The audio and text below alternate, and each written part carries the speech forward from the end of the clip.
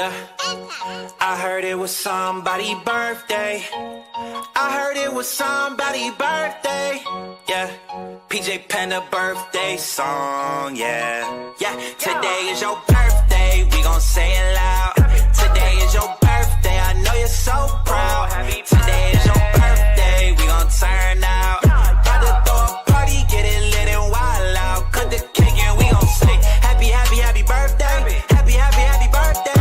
Happy, happy, happy birthday to you, yeah. Happy, happy, happy birthday. Happy, happy, happy birthday.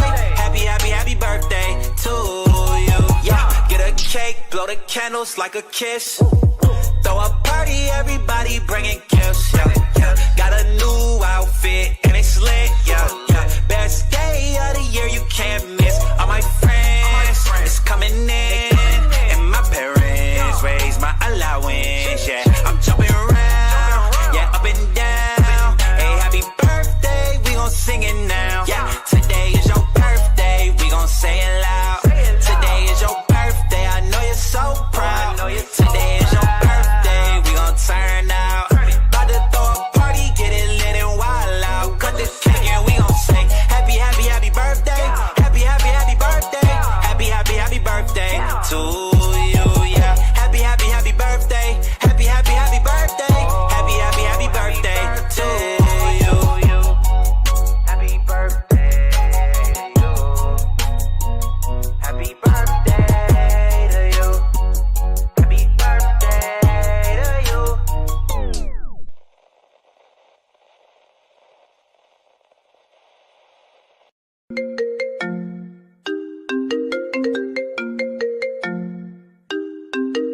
Hi, Jason. Yeah. Birthday. It's your birthday. If I die, bury me inside the Louis style. They ask me what I do and who I do it for. Yeah. And how I come up with this shit up in the studio. Yeah. All I want for my birthday is a big booty hoe. All I want for my birthday is a big booty hoe. When I die, bury me inside the Gucci style. When I die, bury me inside the Louis style. All I want for my birthday is a big booty hoe. All I want for my birthday is a big booty hoe. She got a big booty, so I call her big booty. Skirt, skirt, wrist moving, cook, get into it. I'm in the kitchen, yams everywhere. Just made a jewel, I got bands everywhere. You the realest nigga breathing if I hold my breath. Referee with a whistle, hold his tag. Extendo clip, extendo roll. When your girl leave me, she need a hair salon. Hair weed killer going on the chopper-thon. See, I done had more bombs than Pakistan. Dope bomb, drove bomb, and a pill bomb. See, nigga, I'm ballin' you in wheel car. When I die, bury me inside the jury style. When I die, bury me inside the truest style. True to my religion, to everything, I'm too different. So when I die, bury me next to two bitches. They ask me what I do and who I do it for. And how I come up with this shit up in the studio. All I want for my birthday is a big booty hoe. All I want for my birthday is a big booty hoe. When I die, bury me inside the Gucci style. When I die, bury me inside the Louis style. All I want for my birthday is a big booty hoe. All I want for my birthday is a big booty hoe. Ah, Yeezy, Yeezy, how you doing, huh? It's my birthday, I deserve to be greedy, huh? She holding out, she ain't giving to the needy, huh? You go downstairs and fall asleep with the TV on. Y'all been together 10 years, you deserve a menage. Especially if you put that BMW in a garage. Especially if you paid a couple payments on her mama crib. Went to her niece's graduation, man, I hate those kids. Last birthday, she got you a new sweater. Put it on, give her a kiss and tell her do better. She said, how about I get you jewelry from the West End? How about she hit the West End and get a best friend? I'm joking, I'm just serious. I asked her, don't be acting like no actress. If we preaching, then we practice. Don't be reaching, don't be touching shit. We in Kanye West Benz, cause I will turn you back to a pedestrian. They ask me what I do and who I do it for. And how I come up with this shit up in the studio. All I want for my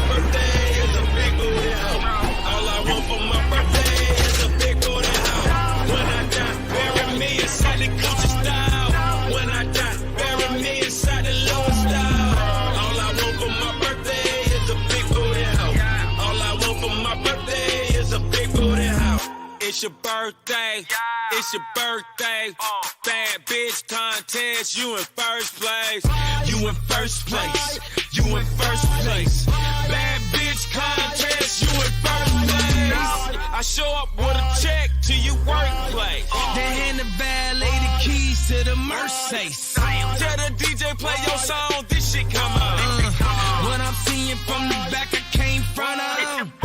They ask me what I do and who I do it for. When I die, bury me inside the booty club. Get it, God, get it, God, get it, God. I might switch it up and get you good. They ask me what I do and who I do it for. Who I do it for you. Shit up in the studio. I do this for all of you. Big booty hoe. All I want for my All I birthday want is for a the big birthday booty is a hoe. big When I booty die, hoe. bury me inside the Gucci style. When I die, bury me Well, inside the baby. Louis style. All I want for my birthday is a big booty hoe. All I want for my birthday is a big booty hoe. Deuce and yay. I'm a big booty We hoe. like Snoop and Dre. My booty's been swelling the web for 3 years straight. You deserve a coupe today. Wow. Give me my food. Here's my Grammy. Over here.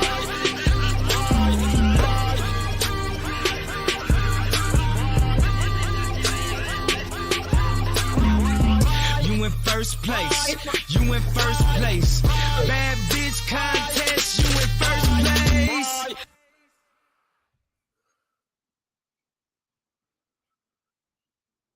Happy birthday to me, bitches. That is right.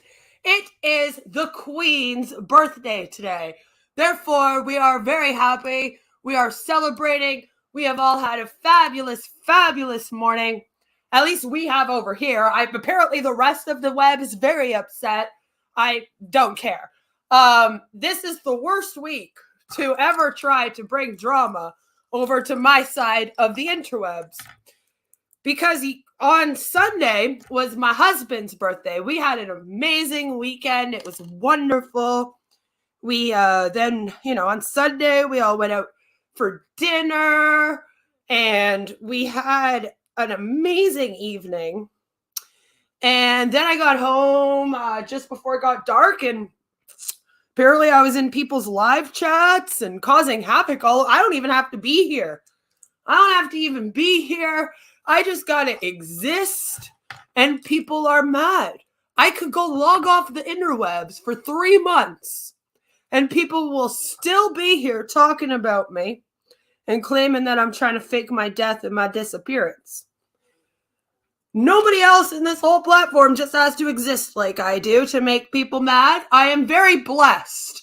I want to thank everyone on the tubes the last few years for playing along and for helping me become the world's best troll on the entire internet. I appreciate all of you. I'm sorry that some of your feelings got hurt. That's, again, seems like a you problem. So, today is my birthday, and we are celebrating. Thank you so much, April, for the $5, and to say happy birthday to both of us. I appreciate that. I appreciate that. They thought 21 wasn't doing 21, and Teddy and everyone been over here in my Discord all week. We have been laughing. We've had a wonderful time. We have all been watching stuff and just laughing. Not even drama. Just normal internet web stuff. It is cowpocalypse right now on the interwebs, where a lot of the cow wranglers have all actually become the cows. And most of us are having a fun time just, sipping some tea and watching the show. Some people are very upset. Again, sounds like a you problem. This is the YouTubes. If you are taking this place seriously, that is on you. I have been, exposed. These people have dug up my internet history all the way back to when I was an actual teenager and keeping an online journal, all just to come after a little me, because I was over here with my 200 subs talking to no one about nothing that important other than scams and cults. And they were like, this girl is a danger to all of us.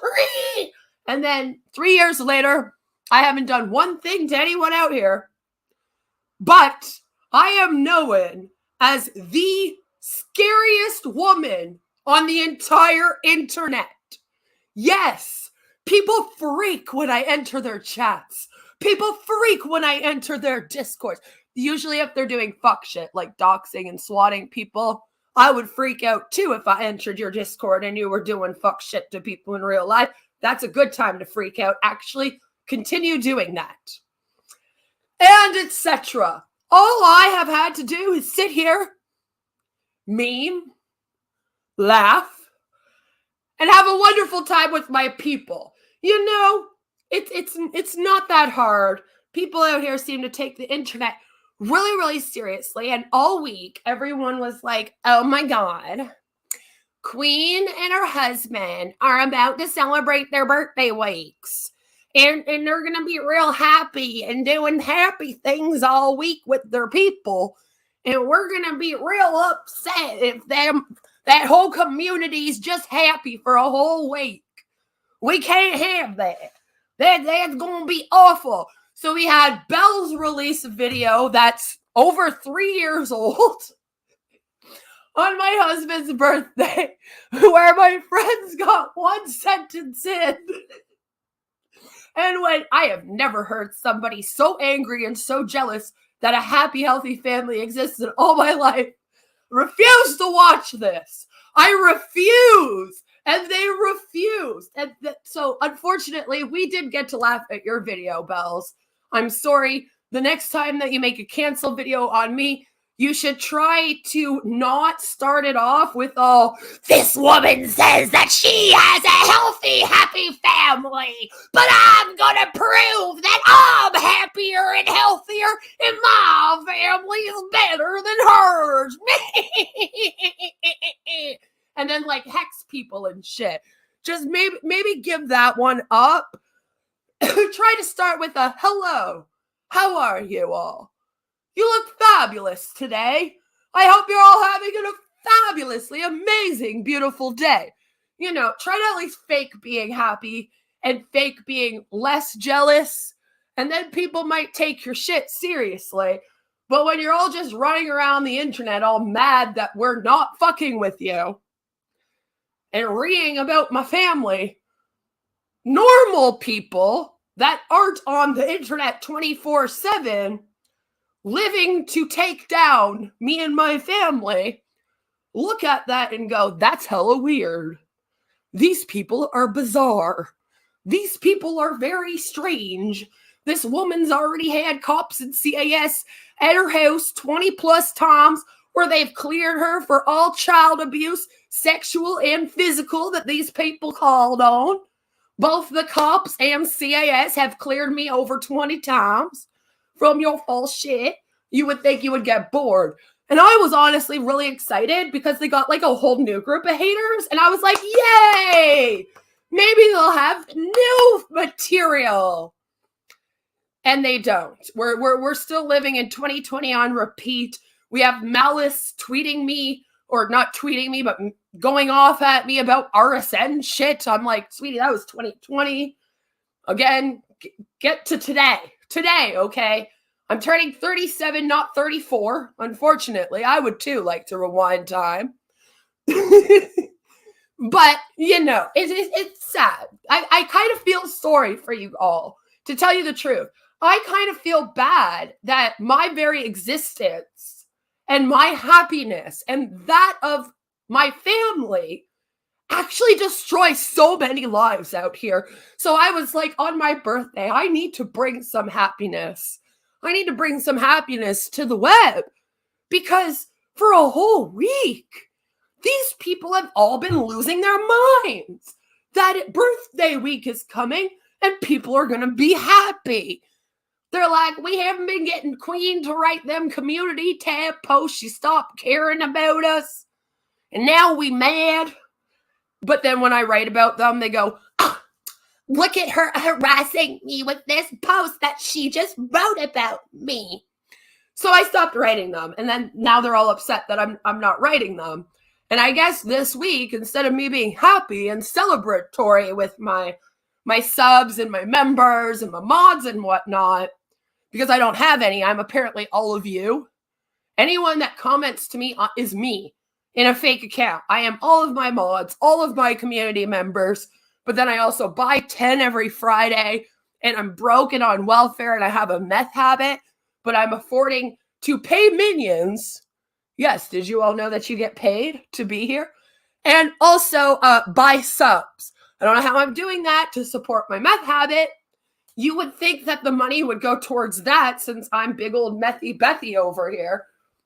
But no, apparently we were just very upset. And so since you're all so upset, and you're so upset that I am still alive for yet another year, of course we are going to celebrate the fact that I am still alive for another year, and that I am happy and healthy and well for yet another year. I know, the haters are all crying. They're like, she was supposed to commit suicide in 2020. She said she was gonna. Why is she still alive? And I'm over here like, I'm sorry that you took that troll serious. I told you all, literally, don't take my Twitter serious. Nothing I say on my Twitter is serious. It's a troll. When I first got on here, and a bunch of you were like, we're going to take this absolutely 100% serious. And I have ruined your lives for 3 years based on some tweets I made in 2019 on a troll Twitter. And I just, like, the trolls can't get over it. We have, like, all of Belle's community obsessing. We got the whole YouTube drama community obsessing. We got the boy obsessing. We got everybody out here just obsessing over things from 2019 that weren't even on a serious fucking Twitter. But then they all call themselves trolls, and they all say, oh, well, we're out here and we're farmers and we cover cows. Well, that's funny, because when I left the Quickie site, before it turned into Kiwi Farms, the people on there were actually semi-intelligent, and they did research. And if someone was a known troll, they did not then go after them and make up a bunch of shit, okay? What happened to you all? What happened to you all? What happened? Who hurt you? Who hurt? I know that you all got a little upset over Chris Chan stuff, fucking his mom. I get it. But that can't be it. All right? I know a lot of you are Onision victims. Or so you wanted to be. Or RSN victims. Or so you wanted to be.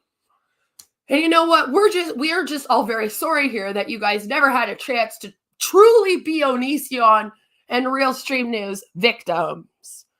So today is also a celebration for all of you out there. You know, the people that were in Deity's community, especially like Trisha Patricia, Bells of Nevermore, YouTube Schizophrenic, all these people that Deity had stalked me when I was around these people back in the day, that continue to this day.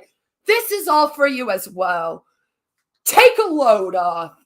Put your hate aside for a minute and learn to celebrate the life of the world's greatest troll in all of the internet. I mean, Mrs. Parker tried, and I'll give the girl some credit. She got about halfway there. Poor woman. Got about halfway there and then, lost her channel or some bullshit because, sweetie, you're not actually supposed to do hate speech and shit on your channel. That's why we make fun of Warhammer and them. Poor thing never got the memo. Like, I told her to email me. She never did. Wanted to on a bunch of streams. But I still try to help the woman out. She's like a lost puppy dog in the Plate Gang, Forge Gang, Bodega verse, just being passed around like she went back into prostitution and tragics her pimp or something. Poor thing. So we also need to save her this year. And I think we are going to. think a lot of people have been speaking up about a lot of these people lately, and so they're all freaking the fuck out. They're like, oh my God, they found out that we all hang out as a group and we dox and swat a bunch of people on the internet. What are we going to do? And it's like, well, how long did you think? How long did you think you're going to be able to do this for as a group before people would see the truth? I kept telling you, keep going, the truth comes out. And y'all kept going, and the truth's been coming out, and now you're mad. I mean, you're as dumb as bricks, aren't you? As dumb as bricks. Bricks. Apparently that's a trigger word. Bricks. Oh my God, she said she was going to hit us with a brick. I've also told you all to go kill yourselves in the past as you sit here writing me comments in fake accounts. The difference between me and you, sweetheart, is I don't need to be in a fake account to say it. All right, I'll say it as me. I'll do it publicly. And then when you get upset, I'm going to laugh at you for getting upset at words on the interwebs when you're out here using the exact same. Yes, Bells of Drama More, who I hear has been trying to rile up AP, trying to rile up Owl, and now she's got niece Lone Wolf telling her off. And I'm telling you, that's a fight I'm willing to sit back and sip some tea to and eat some popcorn. We have the Delbo and Raina, okay? And then we got Bells and Niece. And I'm providing all of you Queen versus Warhammer. We also have Dark Ninja versus Tragic coming. It's coming. And I'm telling you, you're going to want to get the popcorn. You're going to want to get some drinks. You're going to want to sit down, put your feet up, take a load off. We have people speaking out about their friend Malice Black right now. He's been here for the whole time as well, going around and causing problems. We have Rachella Firefly as Carrie's head mod from The Point, brought to you by the bottom of YouTube.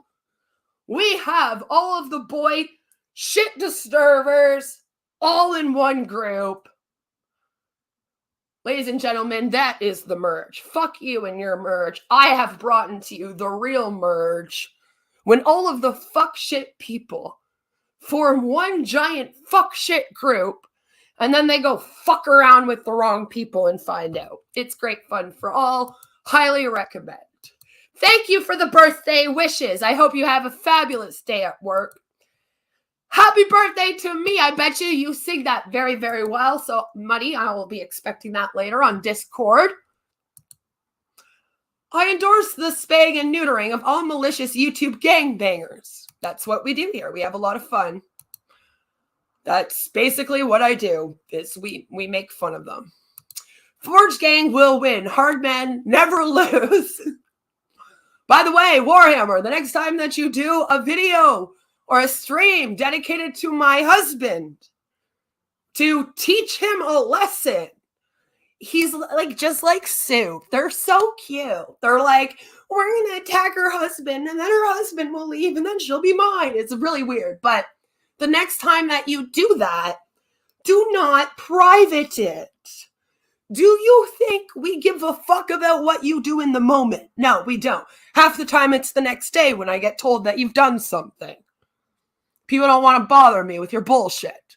So I need you to keep it up for at least 24 hours afterwards until Toxic or Mycroft or one of the other spies that I have out there send it to me.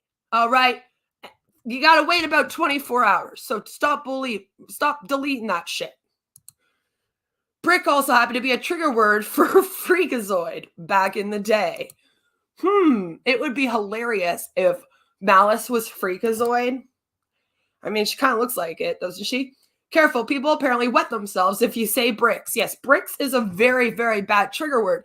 I never even said the word before. I just made a joke to Teddy where I hashtag Brick Gang or some bullshit. Because if you're new, over here, we've been dealing with these people that like to pretend they're internet gangsters for like 3 years. And they come with their little gangs and they threaten us, and they threaten to expose us or dox us or weaponize our personal information from my live journal from 2015. Actually, it's even earlier than that, 2005. That's when it started. I believe that's when it's on there now for 2005, maybe some 2004 stuff in there. I started it when I was 17 years old. I'm 37, and these people are talking about it. We're talking 20 years ago, literally, and these people are obsessed with it. So, I made a little joke to him, and all I did was hashtag like something to do with Brick Gang or something, because he had mentioned Brick Gang on his video. And apparently that was me threatening Malice Black with bricks. Yeah, me hashtagging to Teddy was a threat somehow to her. I don't know how, but apparently it was very, very upset. Look at everyone. Saint Ratty, one of our favorite shitsters, has come here to wish me a happy birthday. Sweetheart, you could have just wished it to me in the thread in Carrie's Discord, and I would have gotten it all the same. I've been in there talking about my birthday for days. Link is an example of PTSD from Brick. Yeah, they do. They have no life looking up ancient live journals. I mean, from 20 years ago. Okay, I stopped writing in it in either, I think it was like early or late 2006. Not even 2016. No, sweetie. 2006. These people bring this up. They're like, oh, you have PTSD, so this should trigger you. And I'm like, you don't understand what PTSD is. If you think that it means that you'll go dig up stuff from 20 years ago on the internet about me, and then you'll present it to me and I'll just full on like fall apart into a trigger or something. Like, that's how they picture people with trauma disorders. They think we're all like these weak people. All right. People with disabilities are apparently real weak. Oh yeah. We can't take anything, especially if we're the type that don't go around, right? Don't go around attacking people or using them as a shield. That's real bad. You don't want that. Why would I do that? I'm not scared to type in here. You probably should be, because anyone that comments to me here, Carrie and Malice Black will deem, and Jesse and their little crew there, which is basically all of the plate gang losers with Rocket and people that hang out with Tragic. You guys keep sticking up for these losers against normies, and it makes me laugh. They're going to say you're one of my minions now, and that I'm paying you to be here because I am just such an awful person that no one would ever want to be over here. And I'm also very boring because I talk about scams and cults and research things for videos, and they don't like that. They like it when people just scream at each other on like StreamYard. They're like, that content's boring. The only content that my dumb brain can actually take that doesn't bore me is constant drama. It's like, oh, I get it. So when I talk about something that isn't drama, all of your brains turn off. We understand. Big dicks give Beth PTSD, but thankfully no one in Plater Forge gang has one.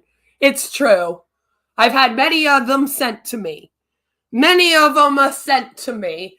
None of them are big. They're all very, very small. So I'm an enemy of the state now. I'm in this chat. Yes, you might also be an NPC. Because Warhammer might call you one, or CC might call you one. When he goes off about his flat earth stuff. That would be fun, though. That would be fun.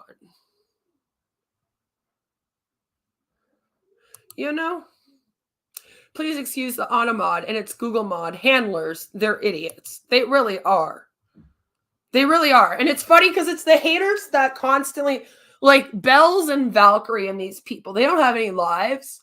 So they wake up every morning and then they have a meeting basically in a Discord somewhere where they're like, okay, now everyone, if Queen releases a video today, make sure you archive it. Make sure that you comment a bunch of mean stuff under it and then report. We need you all to report all of the videos that Queen makes. We can't have her talking out about cults and scams over here. Half of us are scammers like Kamal. So we really need to like get those ones taken down. And they report me to the point where I have Google Mod here. Well, part of having Google Mod is that they will delete any mean comments, okay? Right? So these people comment until the Google Mod shows up, and then the Google Mod deletes their comments, and then they go, see, Queen's deleting my comments. And I'm like, no, I haven't even seen your comment yet. This is all your fault. Ha ha, bitch. Played yourself. Played yourself. Played yourself. I don't have any issues with anyone either. I think it's funny. I never had an issue with anyone, actually. I just didn't want to be around the anti-Onision crazies or around the Ethan Ralph sector of the internet. And apparently you are not allowed to, as a woman, say, I do not want to be near these people anymore. I want to go and do my own thing. They do not like that. They get very, very upset. They say, no, you're supposed to be our woman creator over here. We called it. So, you know, I don't really care. I don't think Warhammer will give us a flat earth video. He's more interested in spooking your husband with his toy sword. Is that what happened? Oh my God. Alistair, please tell me. Please tell me that he actually did take out a sword in that. Please. Please tell. I never got Mormon Shaggy to threaten my husband with a gun in a video, which I was kind of disappointed about. That would have been fun. Yeah, Bells and Sue. Why didn't you get him to do that? You know, you guys want people threatening my husband all the time. How come you got Warhammer with a fake sword instead of getting Mormon Shaggy with a real gun, huh? Huh. Once again, played yourselves. Played yourselves. You could have had a better threat. But then instead we get fucking Warhammer with a sword. I hope he actually did, because that would be amazing. Like, absolute. That would be almost as amazing as that 12-hour stream that Suit did, where he cried the whole time that my husband wouldn't leave me. And then was like, but I'm not jealous! It was like, oh, sweetheart. I know, I get it. You got hyper there. You gotta put a face on. We know. We know it's okay. I don't want you anyway, so you don't gotta worry. Y'all will be okay. You know, it's kind of fun. I really do want... am I going to have to get people to start screen recording this dude for me now? You know? I'm off to Shitster and Aussie channel. Have a good one, Shaw, Mrs. Murdoch, and April. Have a good one. Yes, he did. He showed off his sword and threatened to beat his ass to defend you for being... I was never abused by my man. Oh, you know, for communities that claim that they're trolls that cover lol cows, they sure are real fucking dumb. Like, real dumb. Here's the thing, right? There's this picture on Instagram that I had posted of me with a black eye because my daughter threw a toy in my eye. Who the fuck posts up on Instagram, I have a black eye because my husband fucking... No one. Not one woman would ever do that. Show me a woman who would post that up on her Instagram. All right? If a woman was being abused and she posted that up on Instagram, she's just going to get abused more. That would be fucking horrifying. Right? So they've taken this post, right, and decided that that means that my husband's abusive. And I think it's really cute. It's really cute that they took some problems that my husband and I had 4 years ago and held on to them. Like, it's cute.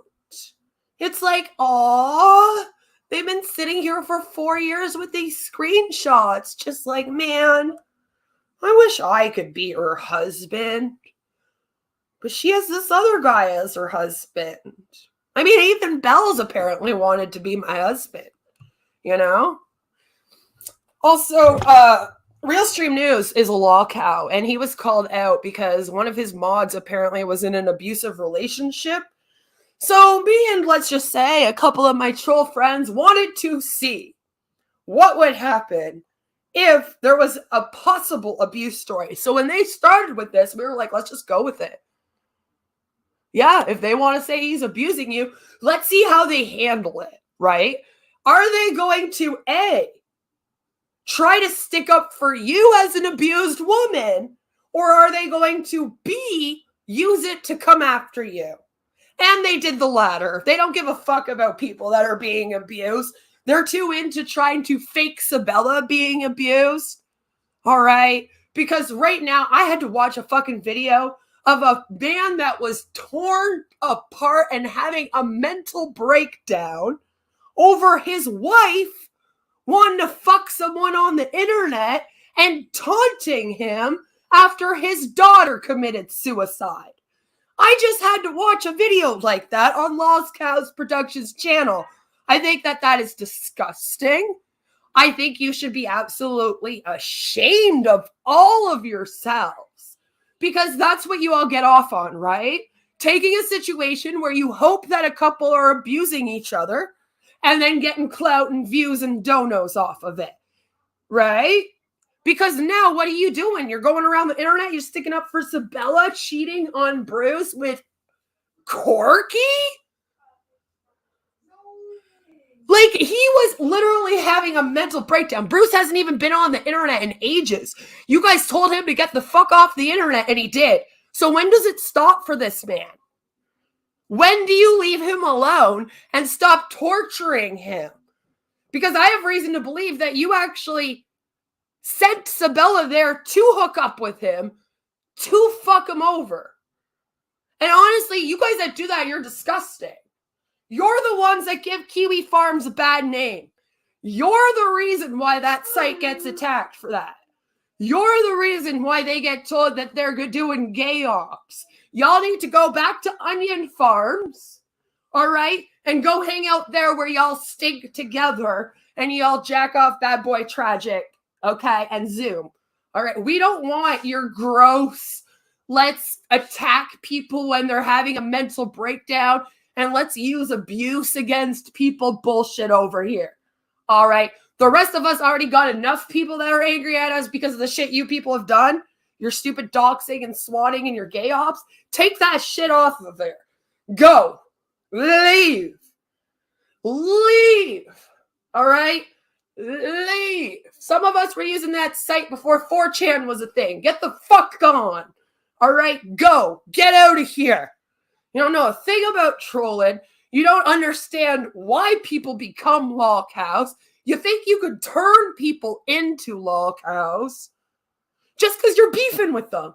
They're like, oh, I have a drama with this person. Well, guess what? Now they're a lol cow. It's like, that's not what it is, okay?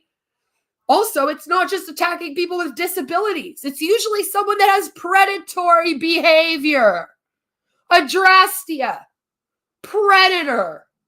Cyrax, Predator, Chris Chan, Predator, Carly, victim of rape, and then your abuse. You see the difference?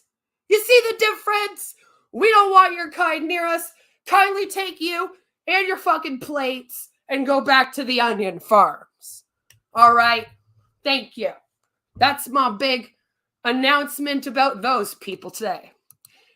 They don't stop it till total life ruination happens. It's true. And do you know what? They're all having a very hard time because for the last 3 years, they've dealt with someone who that will never happen to. See, that's what they're really upset about because they like to do life ruination. But here I am. It's my birthday. It's hubby's birthday week. We're all happy over here. I didn't get a divorce. Wes did, but I didn't.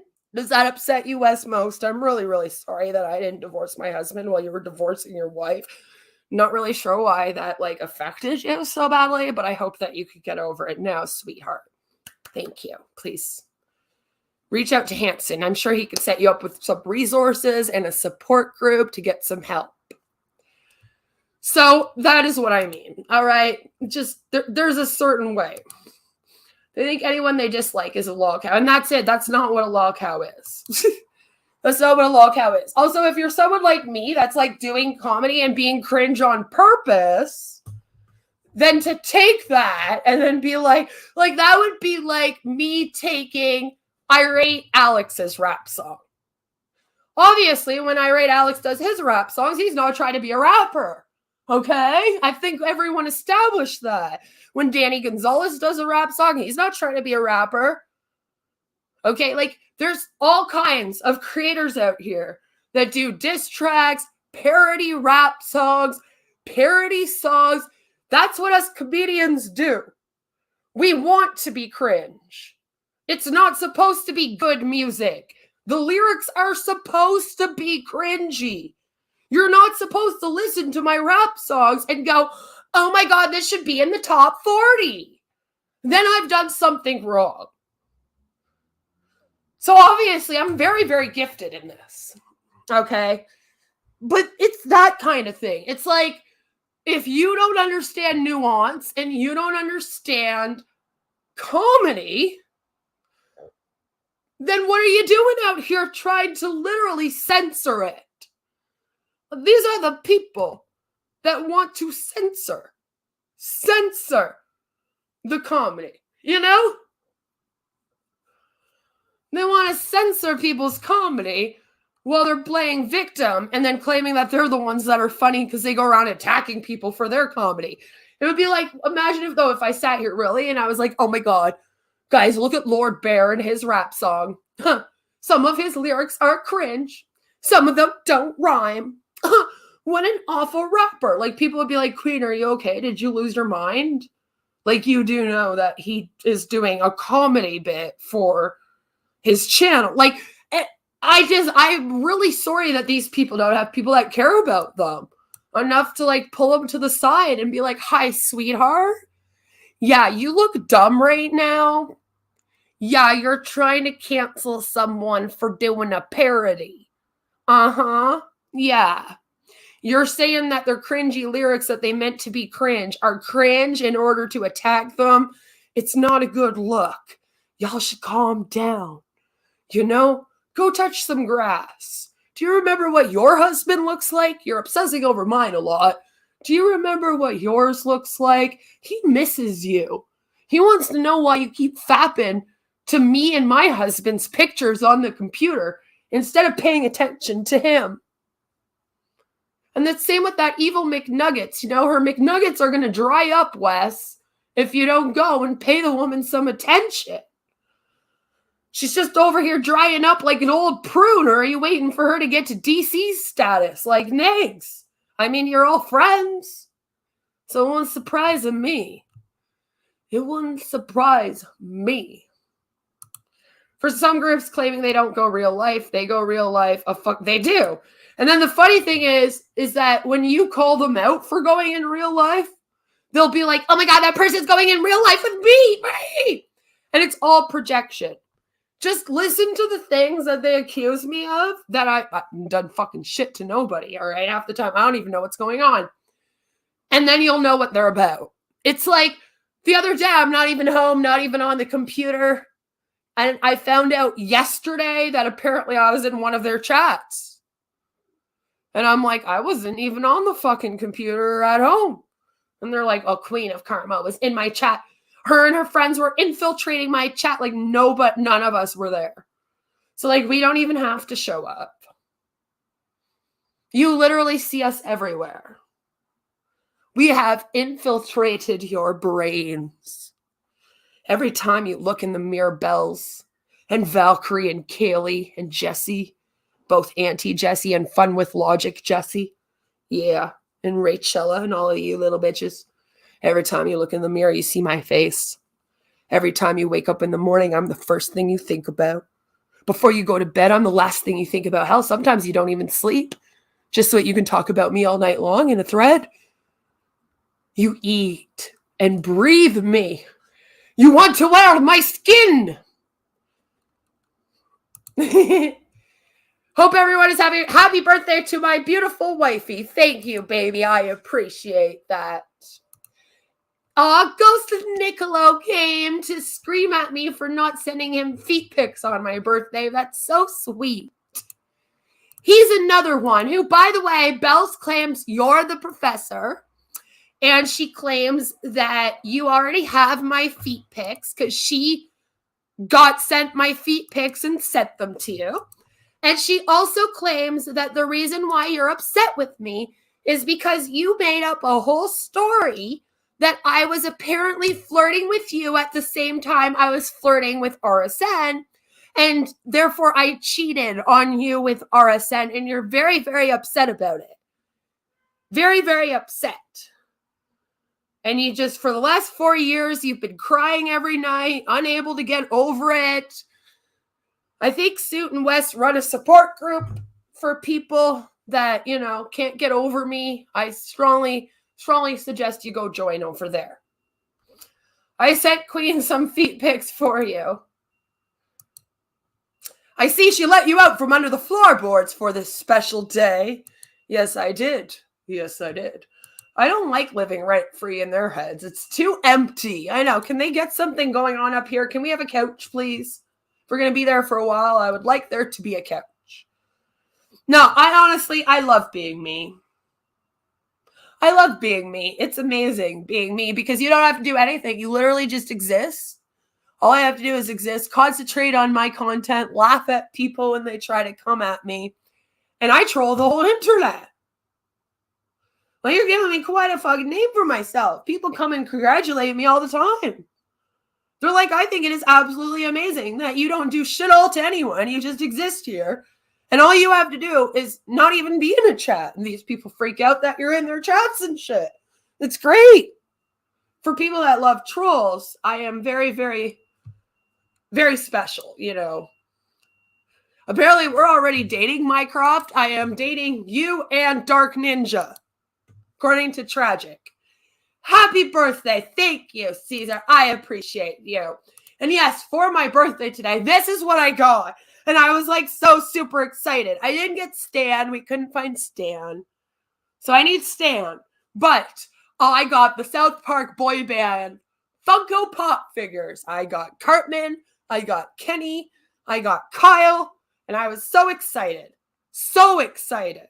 And I'm dating April. Yes, and I'm dating April, even though Bells of Nevermore claims that I'm not bisexual. She is the real bisexual. Because two people being bisexual at the same time on the internet cannot exist. Only one of us can be. She's the true bisexual. All that talk about me making out with women and shit in my live journal, guys, I wrote that knowing that I was going to be on the internet 20 years later. And that I would want to lie about being bisexual. Yeah, that's why I did it. Because I was like, Bells of Nevermore is going to step up to me as the only bisexual woman on the whole internet. And I need to have this in my journal from 20 years ago, talking about my sexuality, so that I can go up against her and make it up 20 years later. She found me. She found me. Yay, birthday! You'll have to ask April. I'm okay with it. I'm okay with it. I fucking hate Mizzy. I hate Mizzy too. And the more I'm finding out about this Mizzy, the more I do not like him. I can't stand this dude's personality. He is just... Do you know what Mizzy is? Mizzy is a perfect example of what is wrong with the youth today. And since I am now old, I can make claims like that. Yes, I can. I can make all of those claims. So yeah, I'm very excited that I got this.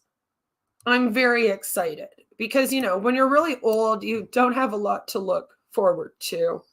Except I found out that 37 is actually a pretty special age, because I turned 37 this year.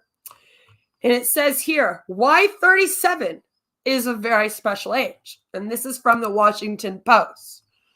They're going to tell me that being 37 is better than being most of the other ages, I hope, because I need some happiness here.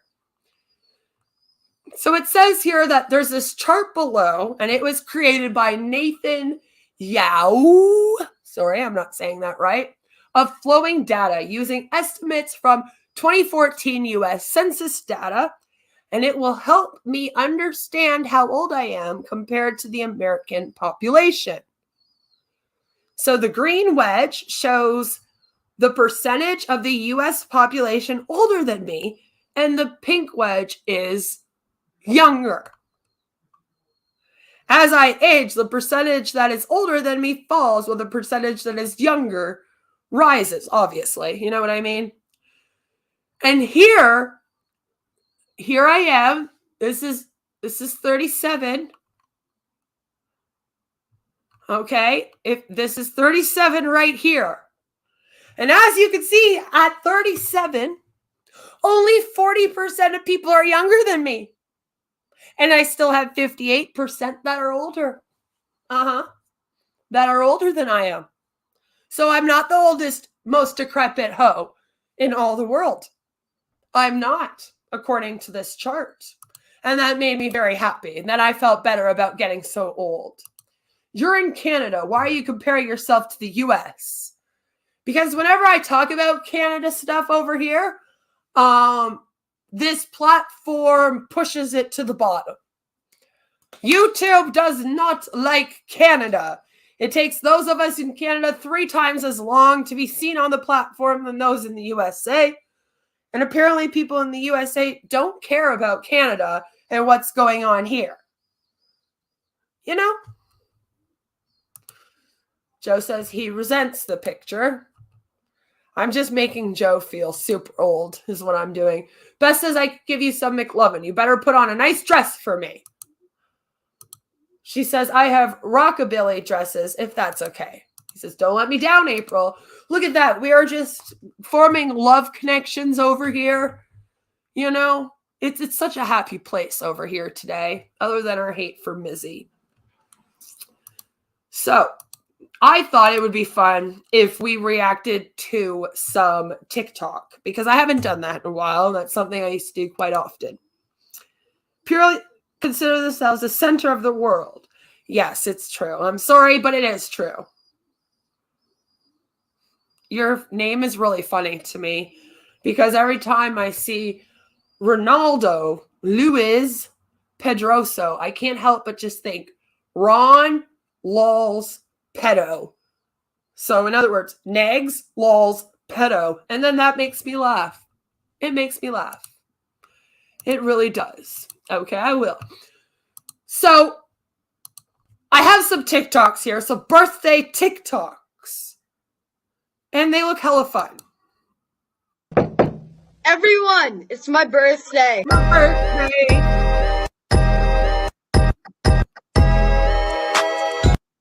When I first saw that, I honestly thought that bitch lit a cigarette and then put it in her cake.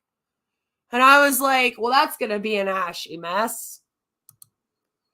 It's my birthday. I'ma do what I like. I'ma eat what I like.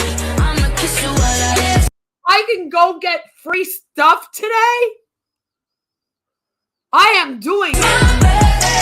I'ma do what I like. I'ma wear what I'm just going to be all over the place today now. I'm going to go around. It's my birthday. Where's my free shit? It's your birthday. We gon' party like it's your birthday. We gon' sip a party like it's your birthday. And you know we don't give up. It's not your birthday. You'll find me in the club, bottle full of bug. Mama, I got what you need if you need to fill a buzz. I mean, fuck I look like, ho. I look like yes, and you look like no. I'm a bad bitch. I ain't never been a mixed breed on the diet, but I'm See, like, I'd only wear about half of those. You know, when you get old, you got to start covering up a little bit more. doing donuts in the 6-speed. What was the number one song the day I was born? Oh, Lord. Well, why would only the USA do it, Alex? That doesn't seem fair. Free KFC. No, seriously. Those chickens are exploited. Stop exploiting the burbs.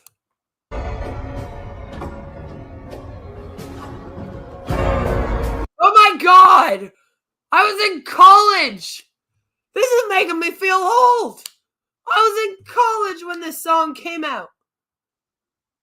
One of my friends actually used this song to do an entire paper showcasing the fetishization of bisexual women or of straight girls just pretending to be bi, to like kiss girls and all that stuff. It was really interesting.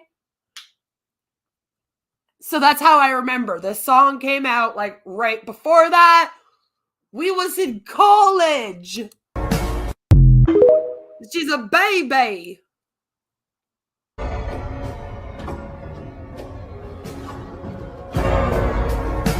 Umbrella?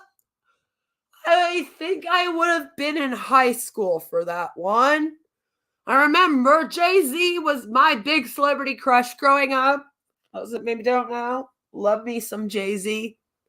Yes, I do. And I remember I was in like 10th grade. I was like 15. And I was like out having a smoke with some friends. Been smoking for way too long. And we were talking about our celeb crushes. And I mentioned I love Jay-Z. He's a sexy man. Now, rule of 5, like in Friends. Thank you. Now everyone. Do you know what's funny? If I talk about a celebrity being hot, people go posting. Now they're going to be like, Queen's cucking her husband to Jay-Z because she says a celebrity's good looking, so she's cheating on her husband. That's how desperate they get out here. So just prepare for that. And I remember being like, he's so great. I love it. And I remember some of my friends were like, oh, Jay-Z? Ugh, gross. I don't know why. He's not going to be a big thing. And I was like, you wait. He is going to be super famous. And now he's landed himself Beyonce. So can't be too ugly, okay? You got Beyonce.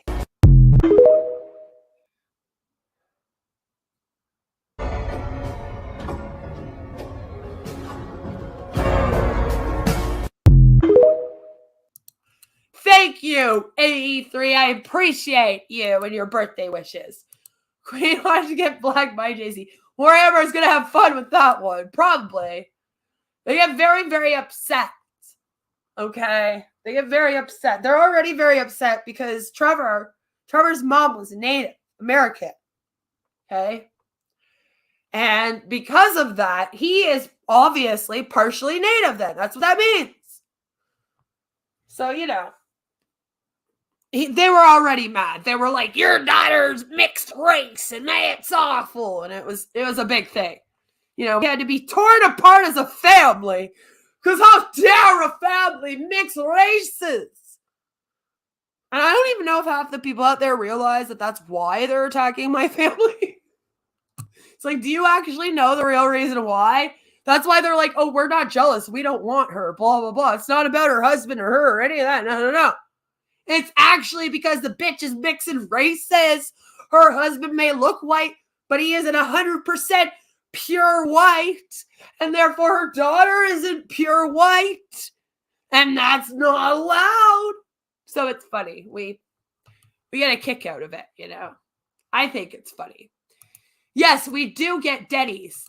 Denny's does a free Grand Slam for your birthday. And Booster Juice does a free drink, but my husband and I went to get that one several years ago, and it gave us the diarrheas. Okay, I cannot do the Booster Juice. I'm not even joking. By the time I was done the drink, I was like so sick. We were both like, oh my God, this is making me want to vomit. And then we were on the toilet. You know, it was just an awful time. 100% weapons grade, pasty white. When I was a kid, there used to be a few of them in my hometown. On my birthday, I would go to all of them for yummy grand slams. Yes, because we had a few. We had a few in Kingston. You could kind of like travel around. Fun time. It's every... no. You'd have to be like 6 years old or something. How old is this song? Do you remember this awful song? It was just like, it's every day, bro. It's every day, bro. And that's when a lot of us lost all faith in humanity on the internet.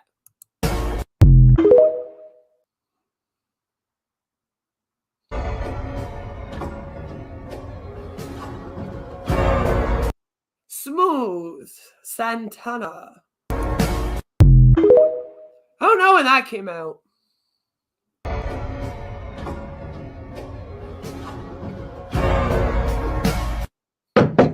Damn. So do you know what? I went, guys, and I had to look up. So since I was watching these, I was like, now I have to know. What was the #1 song? And this is in US and Canada, okay? It was in both at the time because I looked it up to make sure.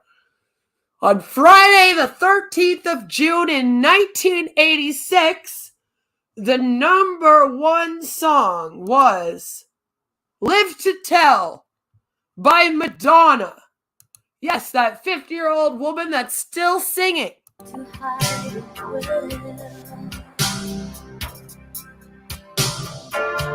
This song, this was the #1 song the day I was born. The life that you could never see. That might be a familiar face to you. And if you can tell me who that is in the comments, I might give you money. No, I'm joking. I probably won't. Madonna. 50. Madonna's like 60. I'm sorry. I'm sorry. I was being kind. You had that on cassette? Awesome. Awesome. I miss the 80s and early 90s. Don't we all? Don't we all? But yes, does this look familiar? You should know who that is. Look at that joke. That was fabulous.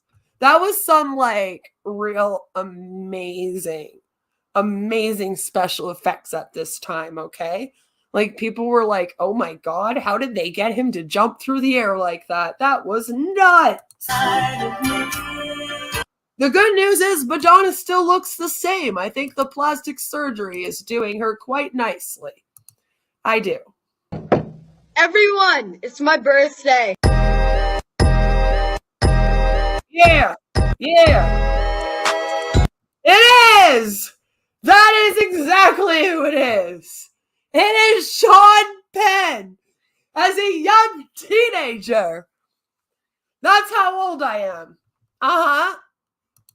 I am so old that on the day of my birth, we had Sean Penn in a music video. And the dude was like maybe 15. Go shorty, it's your birthday. We go party like it's your birthday. We go sip a party like It's your birthday, and you know we don't give up, cause that's your birthday. Go Blow shorty, up. it's your birthday. We go party Really, this like is a it's trend. your birthday. We go sip a party like It's your birthday, and you know we don't They give don't up, give cause us that's your your birthday. Go birthday. shorty, it's your birthday. We go party like it's your birthday. I think some of these girls already have some makeup on at the beginning. I think they're cheating. Then we go sip a party like It's your birthday, and you know we don't give up, cause that's your birthday. go shorty, it's Look at this girl, she's already pretty. What does she have to do to herself? your birthday. We go Like, sweetie, you could just walk right out the house like that. You'd be fine. party like it's your birthday. We go sip a party like It's your birthday, and you know we don't give up, cause that's It almost looks like a completely different person with just straight hair. your birthday. go shorty, it's your birthday. I mean, she's pretty too. She can just walk out. I mean, you might want to put some clothes on, not go out in the bathrobe, but... We go party like it's your birthday. We go sip a party Hey, like cheat. It's your birthday, and you know we don't give And then she became Baby Spice. If you want to be my lover, you know. up, cause that's your birthday. Go shorty, it's your birthday. I feel like this girl was like, I need to look real bad. And she's very pretty, right? So she was like, I'm going to have to do some funky-ish with my hair on the side here just to look like a mess.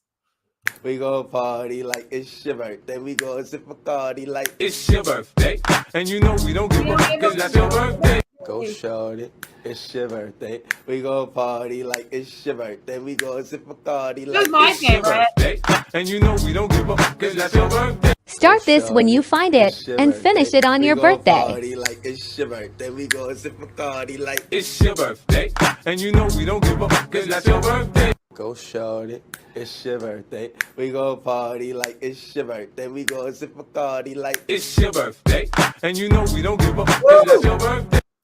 Did I go get a whole car for her birthday? Trevor, where's my car? Tell you it's my birthday. Ta-da!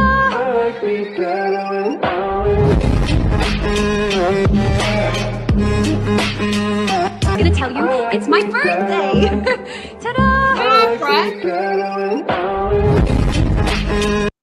These poor social media girls, they're like, I gotta tell you, it's my birthday. And there's like all these decorations, all this wonderful food, but then they're just by themselves, like at a table. Like, yay, happy birthday to me. I'm gonna tell you it's my birthday. Ta-da!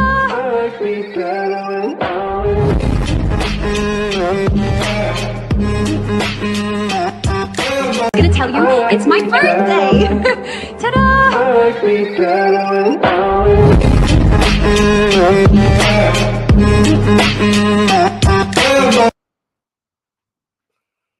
I think she got the memo.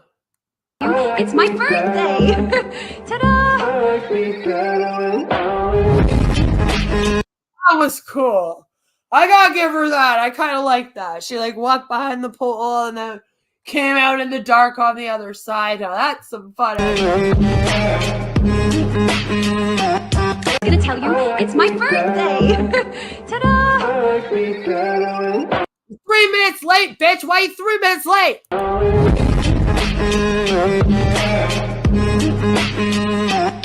gonna tell you it's my birthday. Ta-da!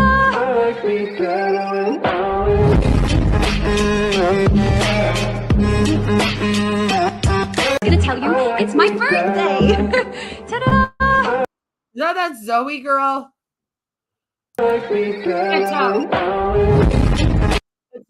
the Zoe one that touched the kids. The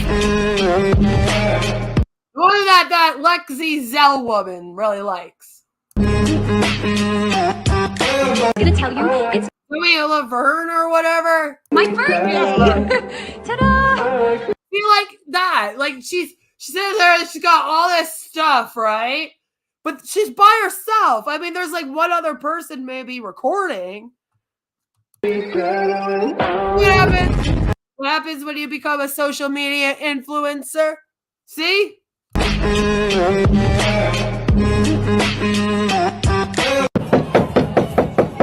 Everyone, it's my birthday. It's so weird how TikTok works. Because, like, out here on the tubes, right? There might be, like, the odd trend, but not really. And people get very much like, don't steal my idea. Whereas on TikTok, the same thing will just get done, like, over and over and over again. And nobody seems to get mad. Like, no one's out here like, oh, these bitches steal my damn TikTok ideas. I did one where it was my birthday, and I lit a candle pretending it was a smoke and then put in the cake. Now we got 30 other dumb bitches all doing the same thing on their birthdays. They here stealing my content. That's not a thing over there. It's so wonderful. We need to be more like that.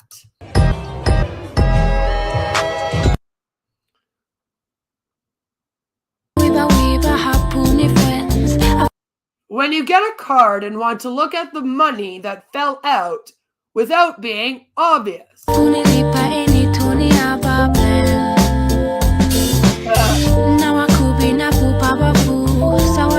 But she's got one eye looking up and one eye looking at it. I'ma keep shooting till the bullets all gone, nigga. I don't really care who say stop. There's 4 niggas walking up and it's just me. Now it's just 3. Now it's just 2. It sounds like gunshots, but I think that he's just giving him some birthday beatings. I don't know if that's okay, but you know. More free stuff? Panera Bread pastry. Well, we're going there. Starbucks, any drink, any size, or food. Well, we have Starbucks.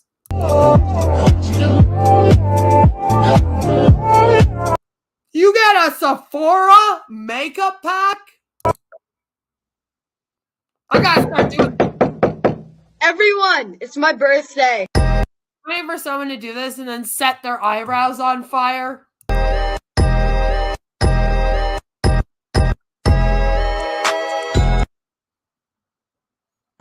Happy birthday to you. Happy birthday to you. Happy birthday, dear. Me!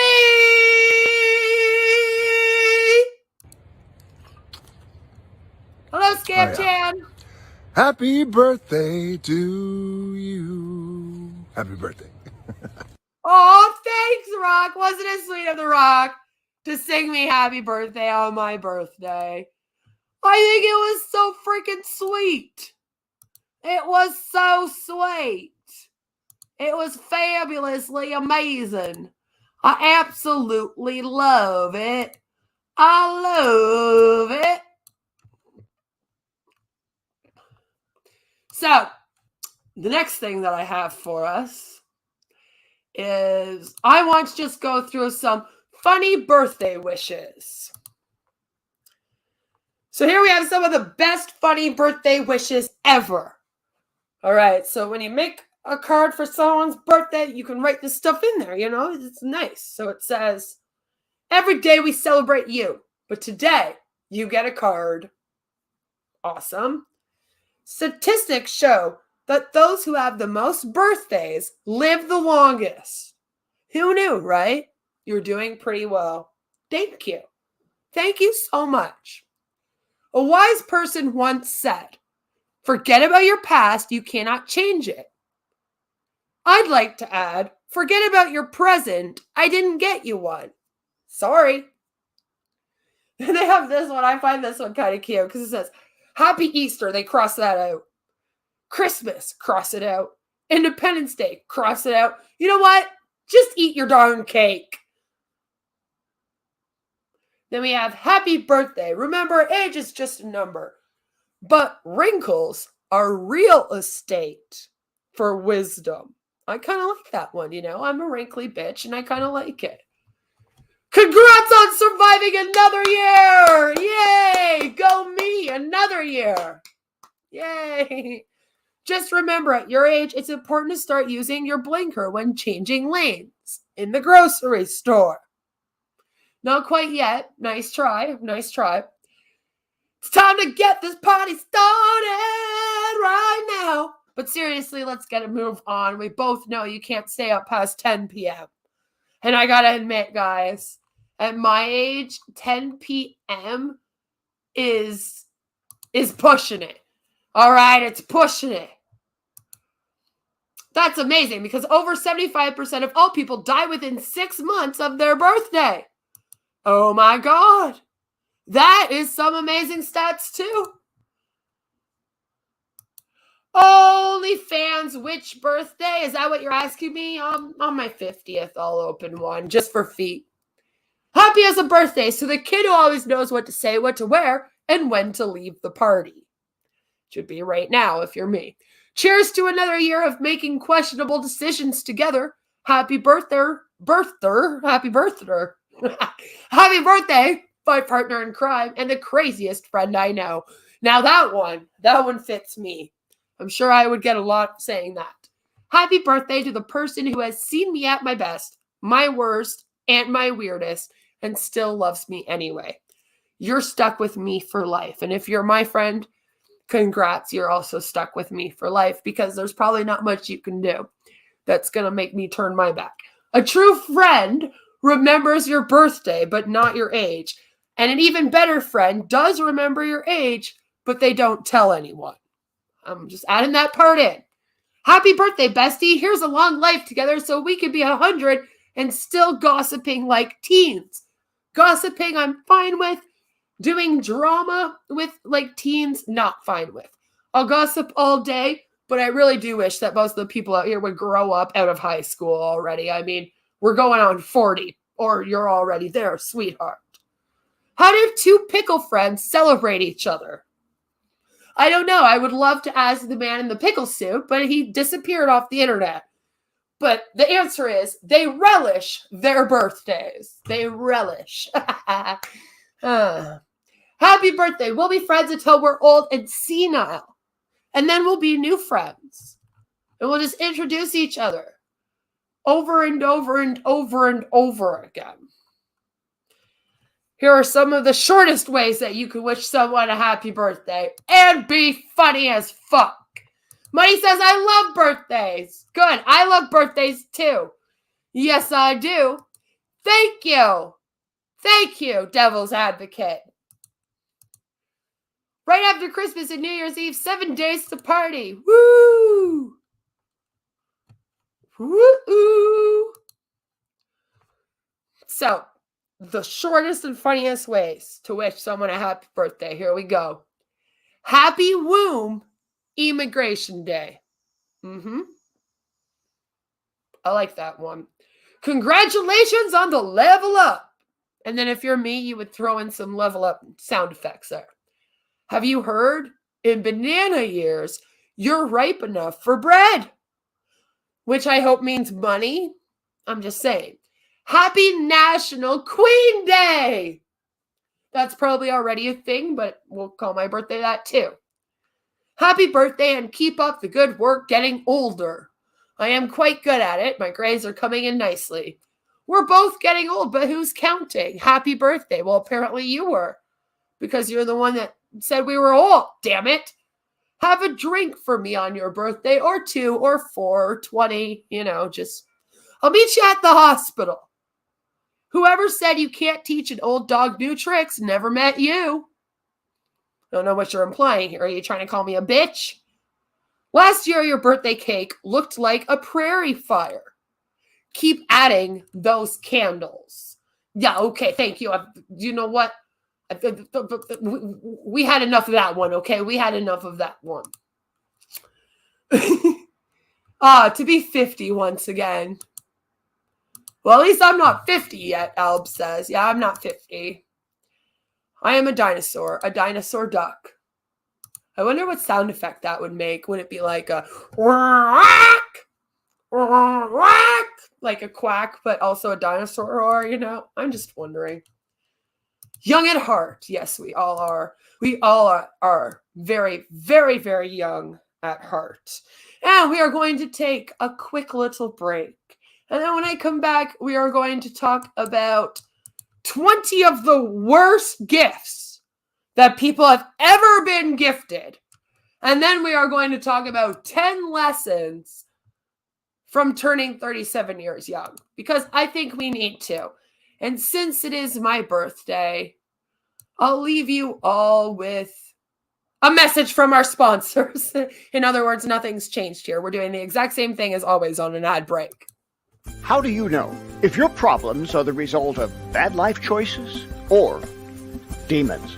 And what do you do if your problem is demons? My 200-page book, Dealing with Demons, has answers for questions most are afraid to ask. Can Christians be demon-possessed? How can I know what's natural and what's supernatural? Dealing with Demons will teach you how to recognize symptoms that the devil is at work in your life or the life of someone that you care about. Learn strategies to avoid Satan's traps and walk in freedom and supernatural protection. Read Dealing with Demons and be one step closer to living in spiritual victory.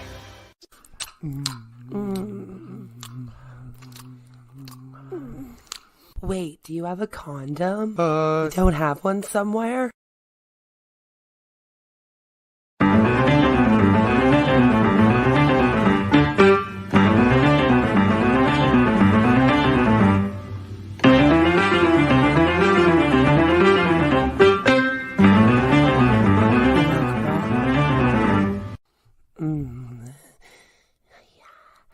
Yes. Oi, excuse me there, sir. Do you have these directions? Sure, you just go down that way and make a turn. Don't let her know that your dinger is almost a no-go. Get tiny dinger condoms to you discreetly. It's very important to choose the right size, so make sure that you get your tiny size. Don't be caught without a condom. No, no, no. Get tiny dinger condoms, a YouTube streamer's favorite brand. Located at your local CVS, pharmacy, Rexall, Shopper Drug Mart, Walmart, and in your favorite streamer's nightstand.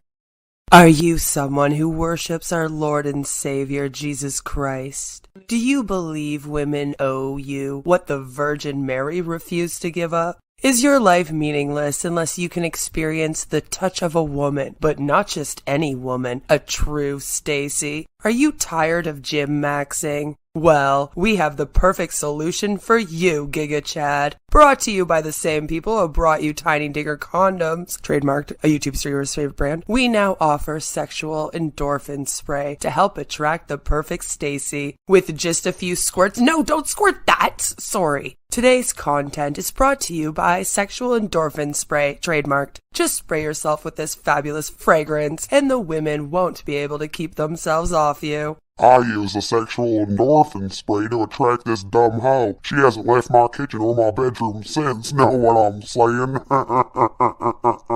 Shit smells amazeballs. The fragrance is cool too. It smelled so good, even Grandma loved it.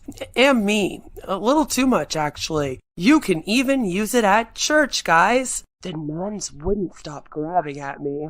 Neither did the pastor's wife. Women will love the scent, guaranteed. He smells so good. I just want to rip off all of his clothes and then just take my tongue and then... Okay then, amen. Grab a bottle for yourself today, along with a box of Tiny Dinger condoms, trademarked, a YouTube streamer's favorite brand, and you'll be posting shorts on YouTube called From Incel to Giga Chad in no time. Sexual Endorphin Spray, trademarked. Be a Giga Chad right away and spray to get your dream Stacy today. Located at Shoppers Drug Mart, Rexall, Hartman's, RX Pharmacy, Home Depot, Chad's R Us, the grocery store, all the damn pharmacies, and in your favorite YouTube streamer's pocket. Now, back to our regular programming. Yes, back to our semi-regular programming. As today we are celebrating my birthday instead of really doing regular programming. Although don't worry, I am still bringing you funny ass shit from the internet like I always do over here. And I am having the best week. Not only because it's birthday week, but I have to brag. I have to brag for a moment. I went to a meeting with my daughter's school the other day, and I was so proud because for those that do not know, my daughter is on the spectrum. She is diagnosed with autism. She had the testing done a couple years ago, and the school has been fabulously amazing, along with all of the therapists and everyone that has come forward over there and helped us out and helped us through all the process. And this year, she got deemed officially as somebody with a disability so that she could get some extra services and all of that stuff. It took an extra year or so because of the COVID and everything, unfortunately. So when she had returned back to school, they didn't really have all of the stuff available that we had originally wanted, and she had still killed it. And at the end of last year, she was doing amazingly well compared to the beginning. But we still were struggling with several different things. One of them, of course, was her reading. My daughter has also been diagnosed with dyslexia. So she also sees letters backwards. She has the letters mixed up a lot.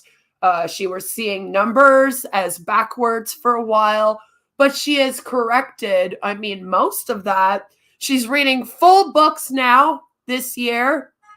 And the amazing thing is that the school for the last couple of years has been calling her their success story. because for the last couple years, she has started the year off with a list of issues, if you will, things she has to, overcome. And long before the end of the year, she seems to overcome all of them about halfway through. And then they, make new goals for her. And at the end of this year, she has come the furthest in this last year that she had ever come in her schooling. So I basically got to just sit in a room for 20 minutes with people from her school, just telling me how fabulously amazing my daughter is at everything and how wonderful we are as parents. And that was my day in between our birthdays. And I was kind of on a cloud nine, I won't lie, all day yesterday. I was like, I am just so proud. It's just a complete proud Mother's Day. It felt like Mother's Day because my kid works hella hard. And one of the most, what I find anyway, to be one of the most rewarding things about being a mom is when, you instill that in your child. And then you get to see it kind of play out. So she's done this all on her own. And she went from being someone who gets overwhelmed extremely easily and needing to only do halfway days at school to this year, we started her on full days. And it was the first year that she was doing full days at school. And she was fabulous. She did them all amazing. And starting, I believe, well, it's been about 3 months now, she didn't even have to go to the sensory room. They have a special room at the school for kids with disabilities, especially autism. And when they get overwhelmed and they call it the sensory room, they go there and they have swings and they have different things to help like calm the kids down. They'll have an EA in there. And she doesn't even need that anymore. So in the last few months, like a few months ago, we had a meeting with her teacher. And he was kind of like, she hasn't been asking to go. So I think maybe we should take that out and see if she can, just do the full day of school, no sensory room, and then just have someone help her here and there with her reading and writing as we had been doing. And my daughter gets to use a computer for a lot of her writing because with her autism, she struggles a bit with fine motor skills. And that's also where she struggled with writing a little bit. It's hard to learn how to write when you have trouble holding the pencil. And she cannot, she's struggling with that. So we got her an occupational therapist that's been starting to work with her. That's going extremely well. And now she is at the point where she doesn't even need a sensory room anymore. So she's finishing off this year, not only doing full days of school and being fabulous at them, but they only need to give her help with an EA for about half the time that they used to, if that. They say that she goes full days sometimes without even needing one. Like she'll go 2-3 days and won't need one.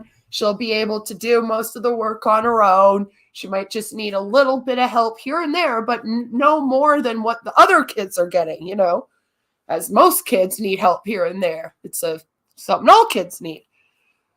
So it was just really, really great to get that update because, I was a little worried, the last few months. I've been kind of asking her here and there, like, have you gone to the sensory room?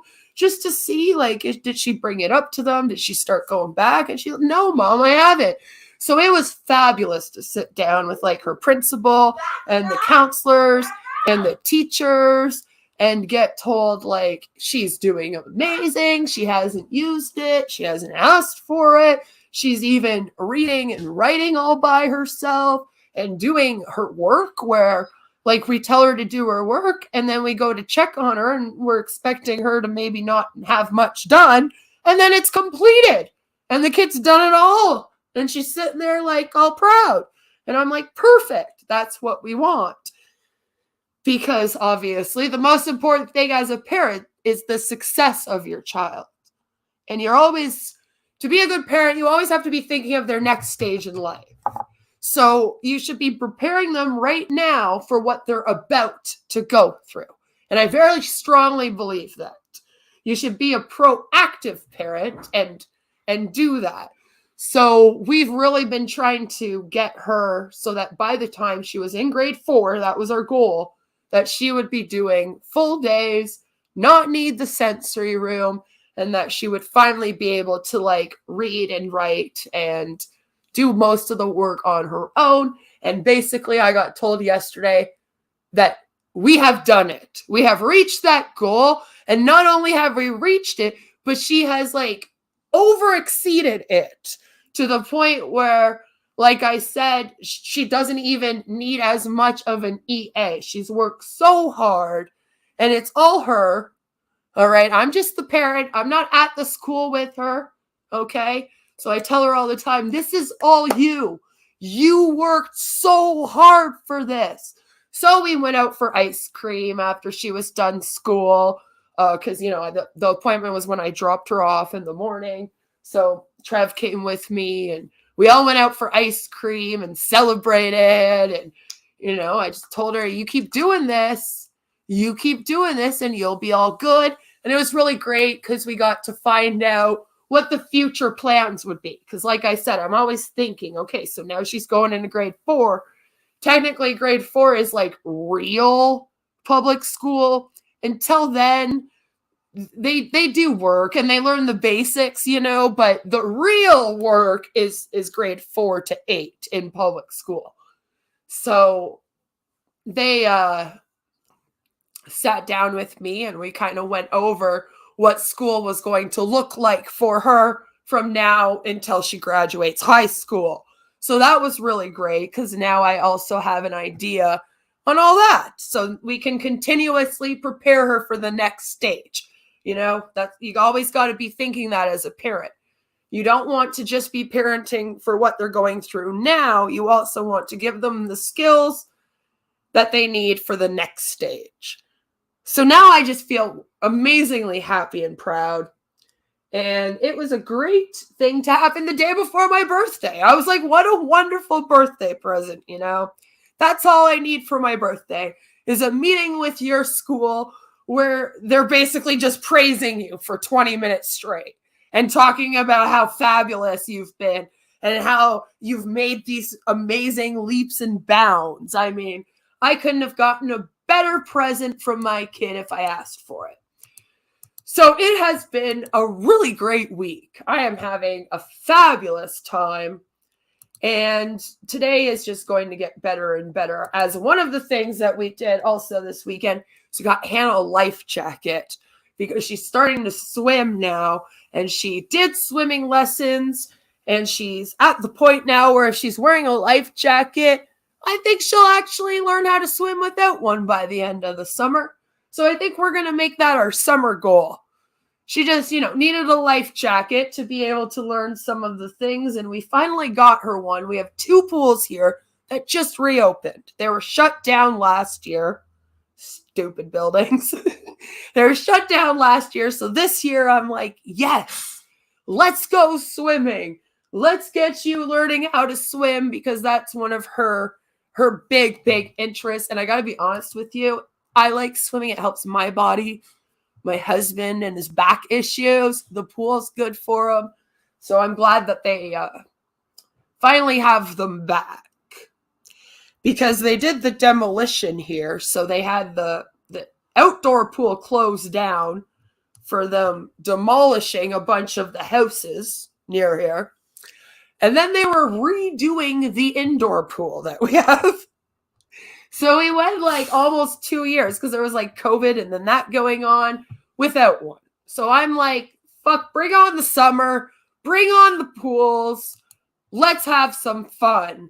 And we have a bunch of things planned too that's going to be great times.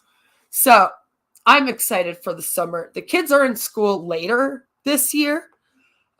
Usually they're out by now. Usually by my birthday, the kids are done school, but this year they're going until the very end of June. And I think that's to combat some of the school that's been missed with COVID and whatnot. They seem to be starting the year earlier and ending it later. So that's a little bit blah, because here in Canada, you get 2 months if you're lucky of summer, right? And I mean, to have a lot of the June off was nice, because usually we have decent weather in June. And now the kids are actually really just getting July and August off. So I'm a little upset about that. I wish I had more time with the kid at home. I'm one of those parents. I like my kid at home.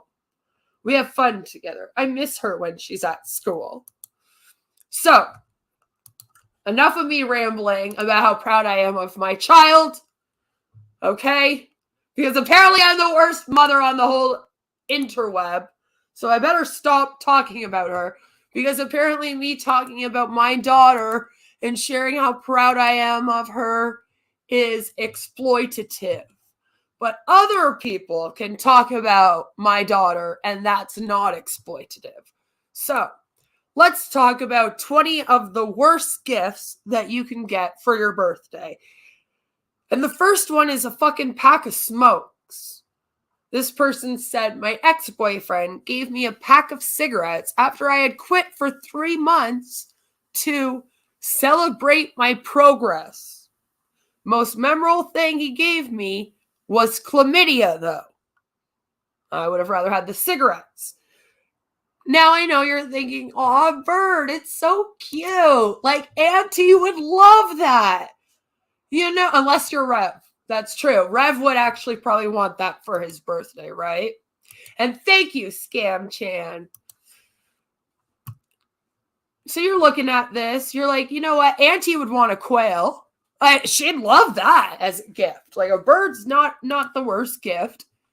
But then they say, my uncle got me a taxidermy dove for my 9th birthday. And all I can think is that my daughter is about to turn 9 in September. And she would freak out. Hello, Jens. Good to see you. An air rat. That one for sure, right? Imagine being 9 and opening up a fucking taxidermy fucking bird, man. I mean, at least it's not a pigeon. I'll give him that. He got a dove, a white dove. I guess it's a little better. But I was like, how horrifying. How horrifying. This is just hands. And you're like, well, what's that? It was nothing. My in-laws bring gifts for my husband, but not me because I'm not real family. Huh. Might divorce him and his family then. Then we have this razor, which, by the way, here's the thing. Razor, not the worst gift. If you get one of them electric razors, all right? Yeah, Aaron says that uncle is certainly getting shunned. Yeah, and he's going to be putting an old folks home when he gets older, that one, right? So a razor isn't the worst, the worst thing. Right. I've gotten my husband like electric razor kits and stuff as one of his gifts for Christmas. Usually we do things like that for like stocking stuffers and whatnot.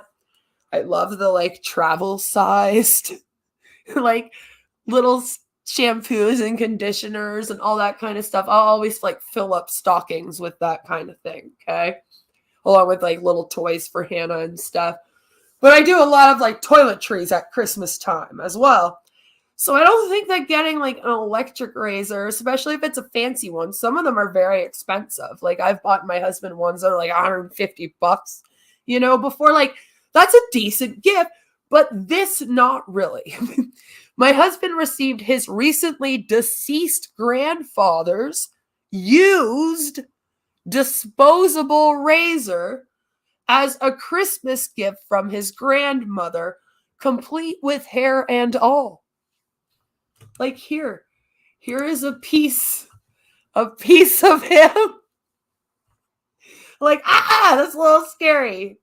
I'm not your real family. Do you consider this as your last visit? Yeah, really. For the next visit, don't feed him. He's not real family. There you go.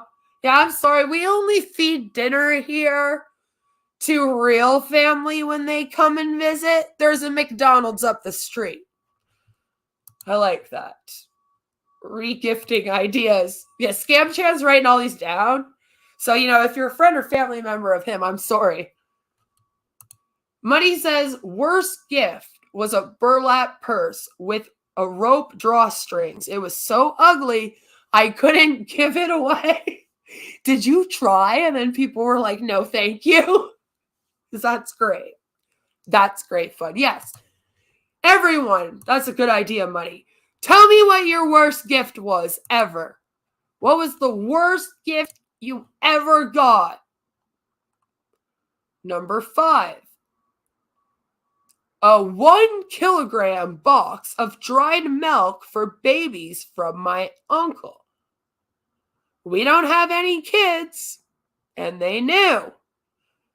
That's awful. Ah!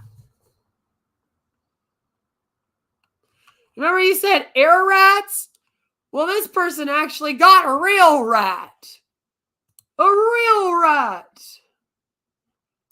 Used razor. I too grieve to mention before accusing Grant of malice. I would hope so, right? It's true. She might just be so upset. Here we have a real rat. He's cute, though. Little ratatouille over here. They say, my sister got me a rat as a gift. I'm fucking terrified of rats. But I decided to let it be and see if it helped curb my fear of them. It did not. It did not. Instead, while I was sleeping, it got out of its cage, crawled up on my bed, and started chewing on my lip.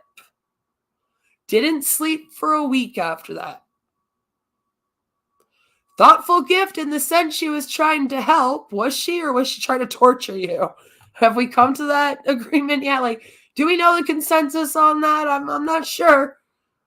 But okay, she was trying to help, but dear God, it made my fear so much worse.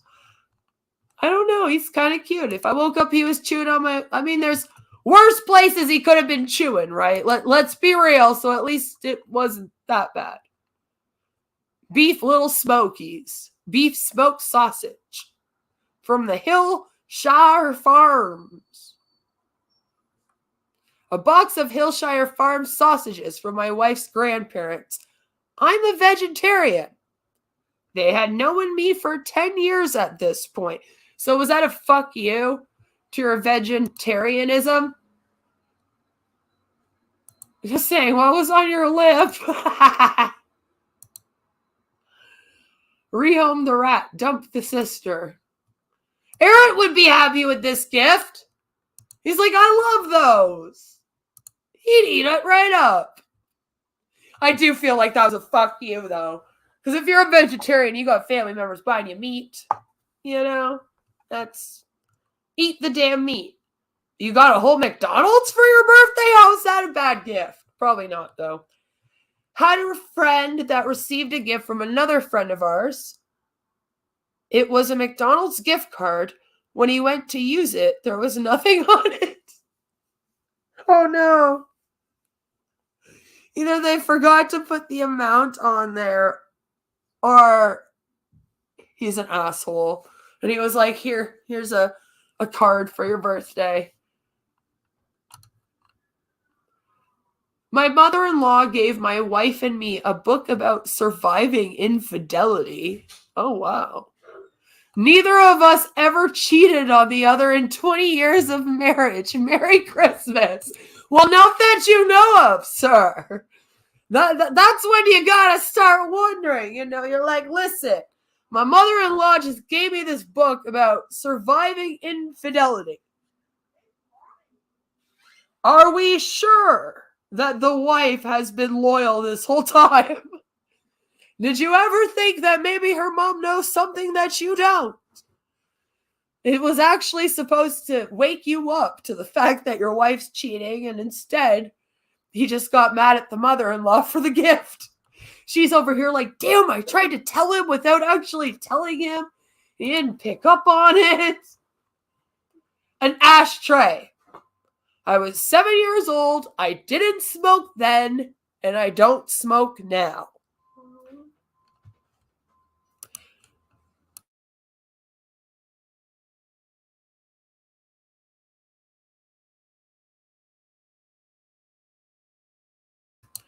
Yeah. That would have been good, though. At 7, you get them to smoke a whole pack of smokes, and then they never want to smoke again. And then at least they have a use for the ashtray. Don't do that. It's an awful idea. Don't do it. I was joking, but yeah. Hint, hint. He can survive. Yeah. We've had Christmas potluck parties for several years in my little circle of friends. The first time a vegetarian joined, we all made vegetarian dishes. Yes, usually people are pretty cool about that thing. Ashtrays are not just for ashes anymore. I had, my grandma used to put candies in them. She didn't smoke, but she used to always have like deep ashtrays filled with candy. Instead of getting like little bowls and whatnot for some reason, she would have like fancy deep ashtrays. They would always have the little cigarette thing here. And then she'd put candies in them. It used to make me laugh a lot. Number 11 is a frame. My wife used to give me things that were intended for herself. This was a win-win for her and a lose-lose for me. She could give me something, then get mad at me for being unappreciative. One time, she gave me a frilly picture frame, thinking I would never use it. I thanked her and took it to work. Here you go. And then that way she can't use it. Ha ha! Played herself. Also, dude, get a new wife. Sounds like that's not going well. A cup that says, Jesus loves you. I know there's people in my chat right now like, oh no, that's the worst one. Ah! A gift number 11, divorce papers, right? I still have an ashtray my oldest made me in grade school. I didn't smoke, but it was cute. Do you know what's funny is that's true. When we were kids, back in like the 80s and 90s especially, they had us making ashtrays. Always. For parents. It was a thing. Now you wouldn't see that. They would be like, no, we don't. We're not telling them to smoke. We promise. But yeah, a Jesus loves you mug.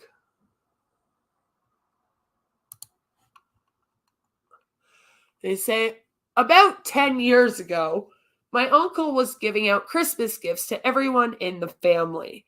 He's mentally handicapped, but he makes sure to go to the dollar store to buy everyone something, typically mugs. That's cute. I like that. At least he does that. Now my uncle doesn't really put much thought into who gets what mug. He just wraps the mug and puts someone's name on it. Sometimes people get multiple mugs, and other times you get none because he doesn't keep track of who he has already been assigned a mug. Well, my cousin was married to a Muslim. It's relevant, I promise. And her gift was a mug that said, Jesus loves you.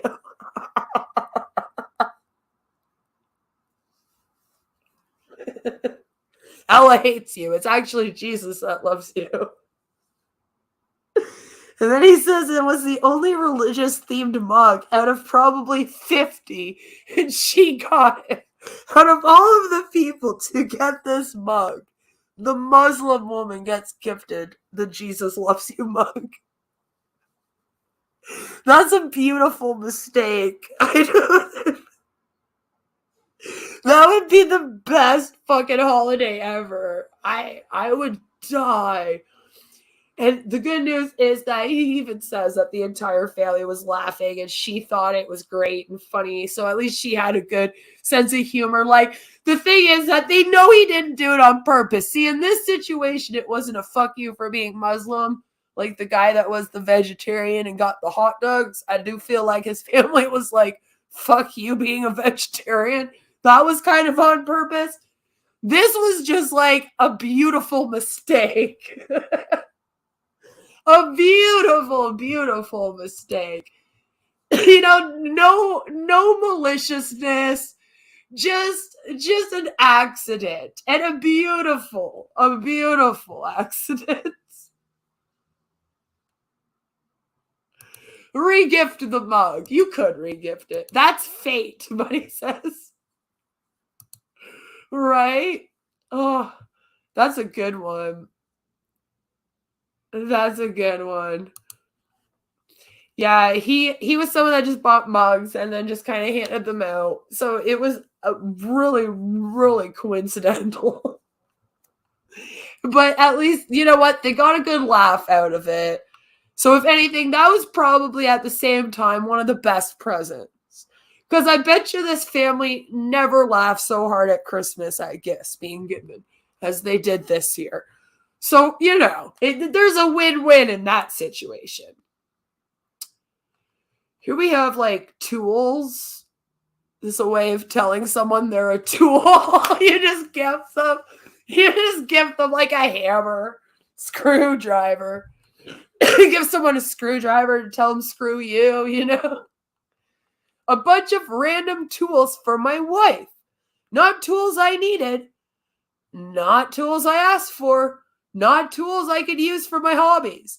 Just random tools she picked out from Lowe's because guys like tools. It would have been funny if she was like, guys are tools. But, you know, this poor woman's like, I don't know. What do guys like? Tools and shit. All right. Let's go get them some tools. Here we have some ready to serve minute rice. The jasmine minute rice. And here we have the person says, I'm Asian. My secret Santa gave me a box of instant rice. I wasn't offended by the rice. I was offended that it was the instant kind because I'm Asian and bitch, I know how to cook that rice better. Better than the microwave. Again, another good sport. Gotta love that. Here's number 15. And they say, my sister received a brand new bike on my birthday. My grandmother felt bad, so on her birthday, she got me an encyclopedia. Was it an encyclopedia that has all of the info in it? Or was it one just about one thing? Like, here's the encyclopedia for everything with the letter B. B is for bike. And then you're like, oh, fuck you, Grandma. I'm just wondering. Because they used to do encyclopedias like that, right? Where it would be like by the alphabet. And it would be funnier if it was just an encyclopedia of everything with the letter A. And then you have to pay $250 a book for the rest of the alphabet. That used to be a scam back in the day, by the way. Excuse me. Number 16. We have a blender. That's when you put his peen in there and say, get me a better present next year, asshole. It wasn't really the gift itself, but what my dad said after I opened it. Okay? It was one of those ninja blenders. Is this Dark Ninja? Did Dark Ninja write this? His daddy was like, we're going to get him a ninja blender because he's a ninja and he kills people. It was one of those ninja blenders that a lot of people started using instead of juicers.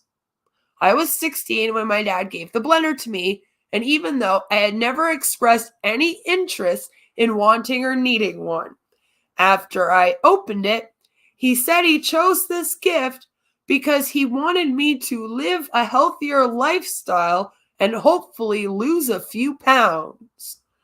Way to promote your kids getting an eating disorder, Dad. Like the dude's 16, leave him alone, you know? At the time, I was taking ballet classes 5 days a week. Well, then you were in shape, and you have to be to do that. And I often performed with my dance troupe on the weekend, so I was pretty fit at the time.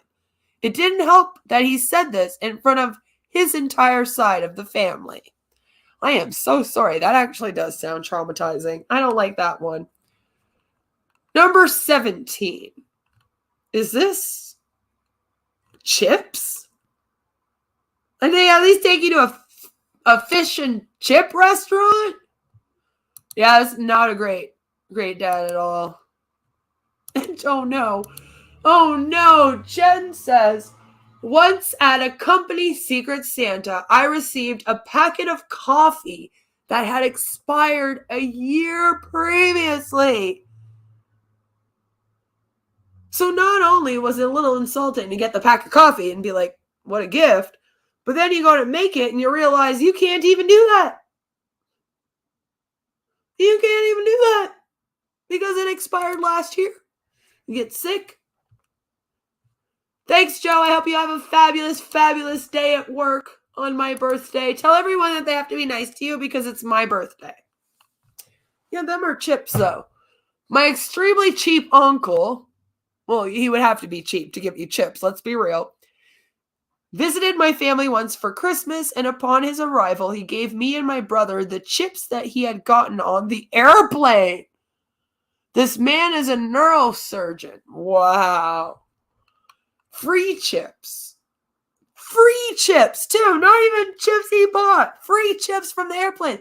That would be like going and getting the peanuts and being like, here you go. Happy Christmas. Here's the peanuts from the flight on my way here. Like, fuck you, Grandma, you know? Ryobi. Is that how you say that? It's a drill. Now, I have to say, this isn't the worst gift. If it's, you know, they can be expensive. If you need one of these, not the worst gift. But I got a spray that you use against foot odor by my sister last Christmas. She had packed in a box for a power tool I wanted, so I went from excited to disappointed. Aww. She got a quite expensive set of fancy soaps and body products and a gift card from me. Apparently, she gave the power tool to some friend and gave me the box. That's sort of mean. You're like, I want this power tool. So then she gets the box of it, puts in things that tell you you're stinky, and then gives it to you. Like, gee, thanks. Thank you so much. Thank you. Number 19. At least now your feet don't stink, and then you can send them Niccolo. So there's that. He will worship your feet for you. So there's good news there. Number 19. He looks very upset, this dude, on a couch. If you got a couch, that's a good gift. Don't be so upset about it there, sir. Nothing. Damn it, that is the worst gift. The worst gift is no gift. One year, my very well off, we're talking millionaires, aunt and uncle got everyone in the family a gift except for me because suddenly, since I was 20, I was too old for gifts. But wait, what about everybody else? But all the other aunts and uncles got gifts, so it wasn't just me being singled out among the many cousins, but among everyone. If they were not absolutely loaded and they had also not given anything to the other 18 plus people, I might have understood, but they didn't. As an already very stressed out, poor, parents were lower class college student, it really upset me. Aw, I spent most of the celebration crying in the bathroom and trying to hide it. That's awful. I wouldn't have even hid it. Next time, tell them that they're pieces of crap for getting you nothing and singling you out. And then walk out of there. That's what I would do, but, you know. I am me. Number 19. You're both dead to me. Yep. Not inviting you. Not inviting you to any more family reunions. I can tell you that much. Number 20. The last one of the worst gifts. Looks like they got a concert or they went to the general store, depending on how you look at the picture. It says, my ex gifted me tickets to a big country music concert for some goofy relationship milestone, like 5 months. I reminded him that I don't like country music. And he said, well, I do. And I already bought the ticket, so we're going to go, so the money isn't wasted. That was a dumb relationship. Yep, sounds like that wasn't only a dumb gift, it was also a dumb relationship. You're like, thanks. I'm glad that basically my gift is something that you bought, you know? Hello, Teddy. Good to see you. here while on lunch from work. Anyone have my babies recently? We still have baby Brick that Muddy is taking good care of, I hear. Number 20, I'd have resold the tickets. You don't have to scalp them, right? You're allowed to resell tickets. You're allowed. So that's what you do. Except the boyfriend was still there going, well, I bought these tickets, so now we have to go together. So what you do is you take the tickets, you break up with the boyfriend, and then you go sell the tickets, and then you and your girls go out for drinks. Problem solved, see? That's a perfect time. There you go. Much love, Queen, and happy birthday again. Thank you. So those are 20 of the worst ever gifts of all time. It sounded like a lot of them were for Christmas, but we also had some for birthdays and just random things, you know. Sam Chan says, all country music is money wasted, okay? I'm not into the country music either. But I do have to say, if I was gifted tickets to a show, I would probably still enjoy going to the show. Even though I don't really enjoy the country music, still seeing the live music and the atmosphere and being out and everything, I'd probably still jump on the opportunity to do all that, you know? Yeah. Go Suck an Egg says, Teddy, stay 6 feet away from the women in this chat before you get them pregnant with those eggs. 7 posters of Queen hanging on troll walls. You are everywhere. I think it's funny.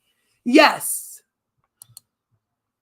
They want my face on their walls. I told you, when they wake up in the morning, I am the first thing they want to see and think about. Before they go to bed, I am the last thing that they want to see and think about. Reba happens to be my first wife, hopefully. Reba! I used to love that show, Reba McEntire show, by the way. That was a good show. It was very cute, very fun-loving. I feel like we lucked out, those of us that were kids in the 90s. Growing up, we had like Family Matters. We had the Reba. I even feel like King of Queens and all those shows that came out when I was in high school were fun. We had some really decent, wholesome, fun television, you know? It's not the same today as YouTube is a thing, but here we are. And everyone, we are going to take a little bit of a fat break. That's right, everybody, fat for my birthday. I know you all thinking of me, especially you haters out there, and you fapping already.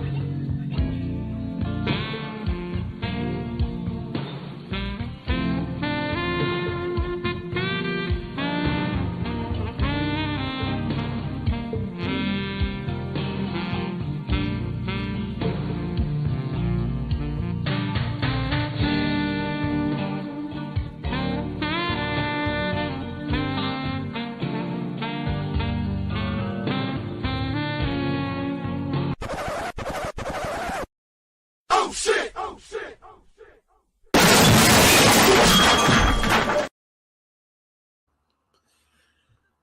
All right, we are back. We are back celebrating my birthday. It is June 13th, 2023. It is Tuesday, but I was born on Friday the 13th, and then I was adopted. And yes, that is a joke. I laugh at that. I think it's hilarious. You're allowed to laugh. I've told that joke. That's probably one of the jokes that I've told the most in my life. And I do it to people just when they ask me when my birthday was sometimes. And I'll be like, yeah, I was born on Friday, June 13th, 1986. Friday the 13th. And then I was put up for adoption. And then they look at me like they're not sure if I'm joking or not. It's my favorite thing. And they never know to laugh. They're like, am I allowed to laugh? Like that was a joke. I'm like, yes, it's funny. Laugh at me. That's what I am here for.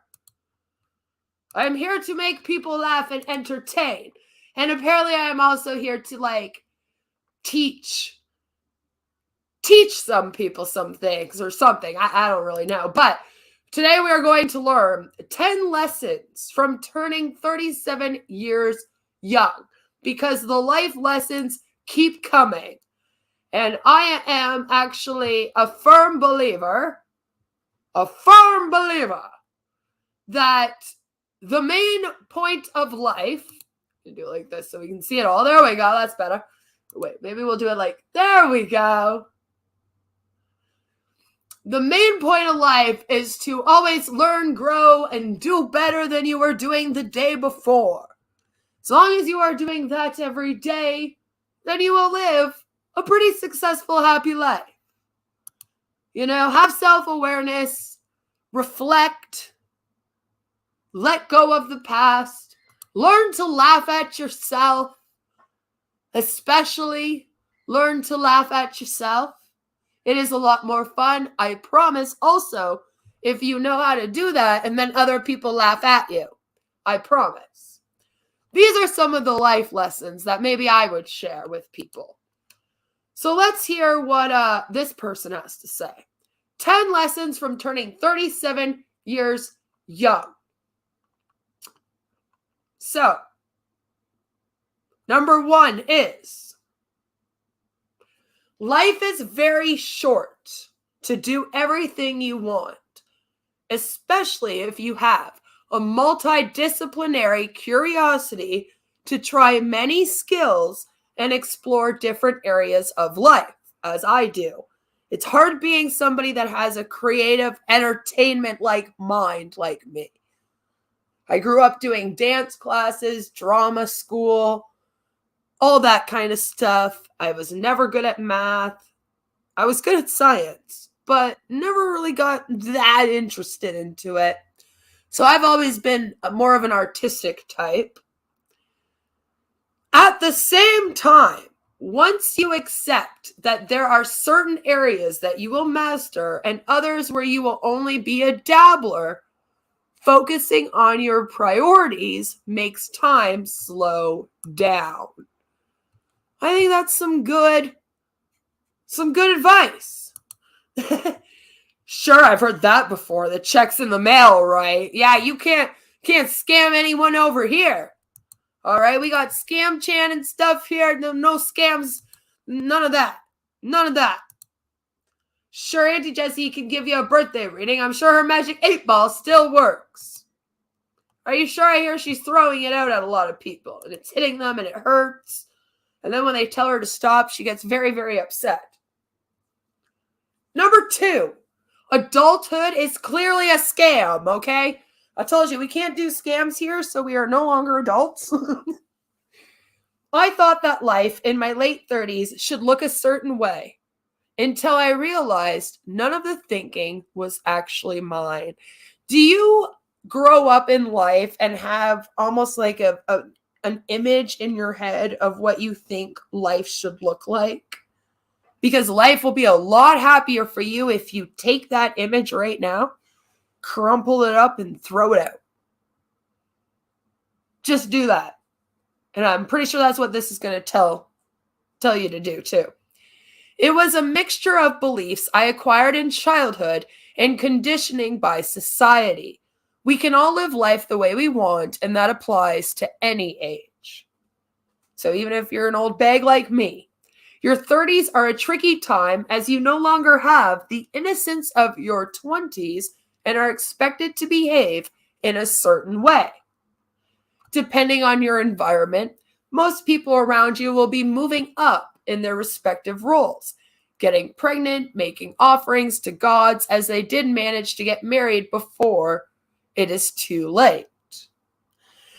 Late 30s is a weird time because that's when people start waking out that they don't have a family. All right, you ever meet an incel in their late 30s? They're scary as fuck. They're coming to the conclusion that we are at that time where that might not be possible, you know? So if you haven't already done it by this time, people get a little scared. They start freaking out. So all of this is clearly a scam. Clearly a scam. Live life the way that you can live it. The best life you can live. It is yours. So where you are right now, you're probably supposed to be. You're not supposed to be somewhere else. A predispositioned area that was already thought of. It's also why people cannot tell your fortune, by the way. Number 3, it is not always about who has been there the longest. That was an important lesson for me to learn. When I went through some things in my life, there were people that I had been friends with for years, decades, that were not there for me. Like some people who I had only known for a year or two ended up being there for me. And I've learned that a bunch. It doesn't matter about who's been there the longest. It's who's good, who's there for you. You know? And are their intentions good? That's the other thing. You got to make sure. 37 was over 2 decades ago for me. Still keeping the inner child alive. Woo! Yes. Never let that inner child die. Teddy says, well, gotta go back to work, but we'll definitely watch the replay. Have a fabulous, fabulous rest of your day. He says, 37 has been a blessed year for me, actually, and may 37 be a blessed year for you, Queen. Thank you. You're still a baby at 32, and you are innocent. You are my most innocent minion. Thank you, Kendall. I appreciate your birthday wishes. Good to have you here. So, number 3, it is not always who has been there the longest. I'm lucky enough to have close friends that I have known for over 15 years, but they are few. I have friends from public school, high school, college, both times I went. Yeah, guess what? I'm still friends with a lot of the people in that journal. Because I would be able to still be friends with them and then talk about those things and not get called out. And anyway. So, most people I developed friendships with in my 20s are sitting in my Facebook and watching my Instagram stories, but we barely speak. Yet, there are people I have met during the past few years that have been there for me through my darkest times and that have supported me every step of the way. It is the quality of the relationship that matters. And I too very much believe that. That's very, very important. Very important point. It's true. Much love, Teddy. Have a good day. Hashtag Break Gang. Hashtag Quail Force.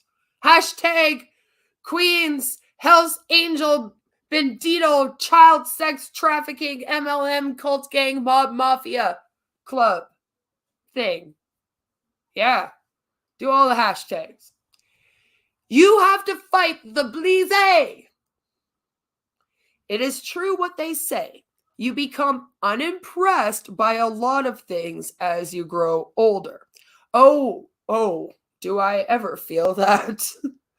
The sad part here is also that you start losing your childlike sense of wonder. I don't know if I will ever lose that because my Asperger's don't let me.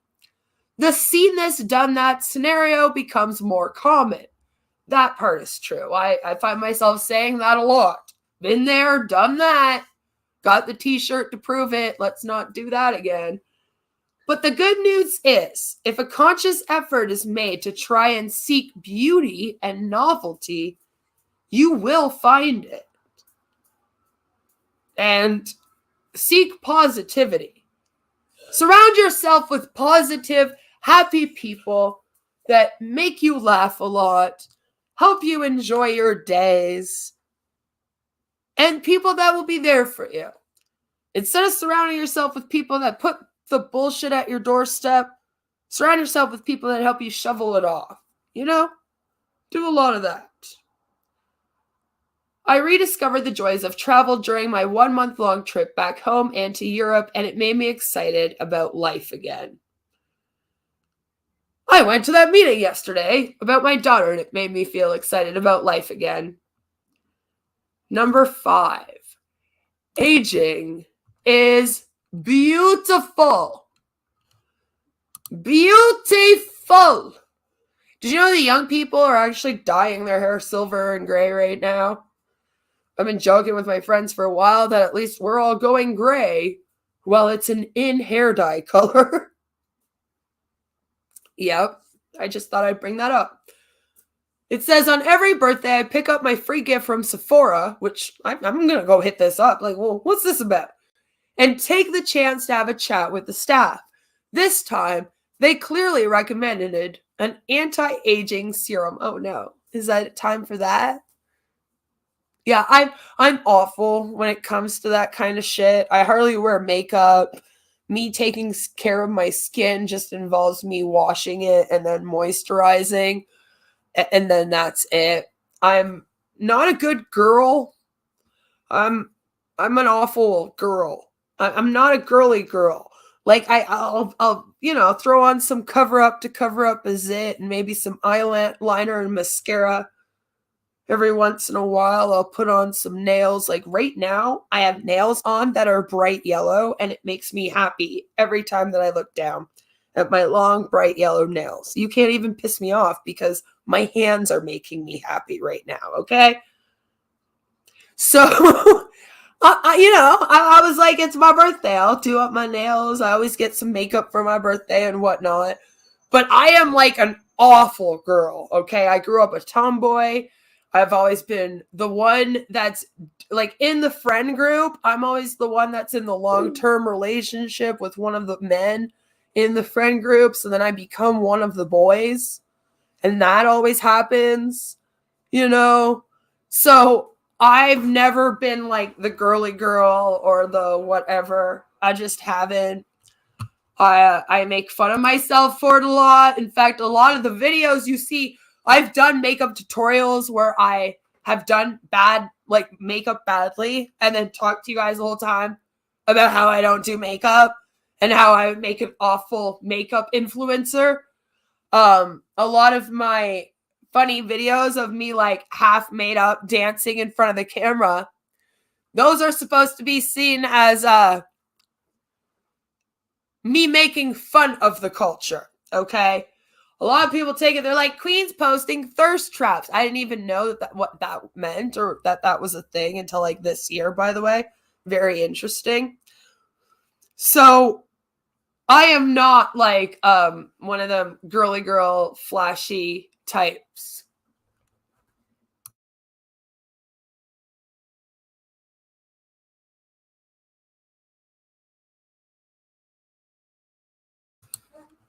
You can definitely paint your nails that color too. Yes, you can, gorgeous girl. It makes me happy when I look down and my nails are yellow. I'm very, very happy. My daughter just came out and asked me if she can use my nail polish. And I said, yes, you can. Fishing helps reset my brain. That's great. Do what you love. Do what works. The good thing about being in your late 30s is you already have that all figured out if you're doing what you should be doing in life anyway.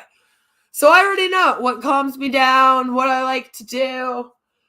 I already figured all that out in my 20s, what I wanted out of life. Now I am in what I feel is the best time of my life where I get to do what I always wanted to do. Be a mom and a wife. That's all I cared about in life. All right.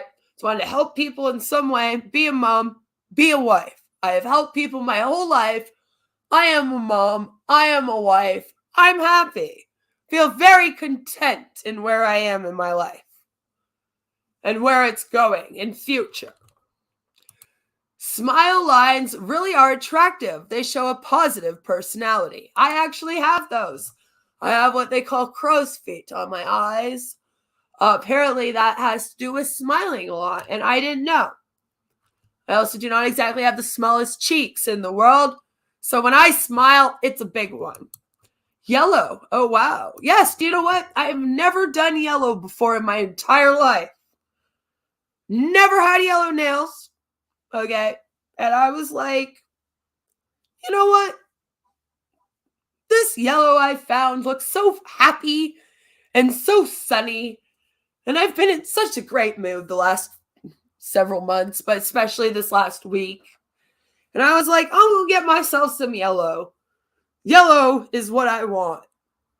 And then it matches my new shirt that I got, which says Mom and Mighty and has yellow lightning bolts on it. So then I was very happy.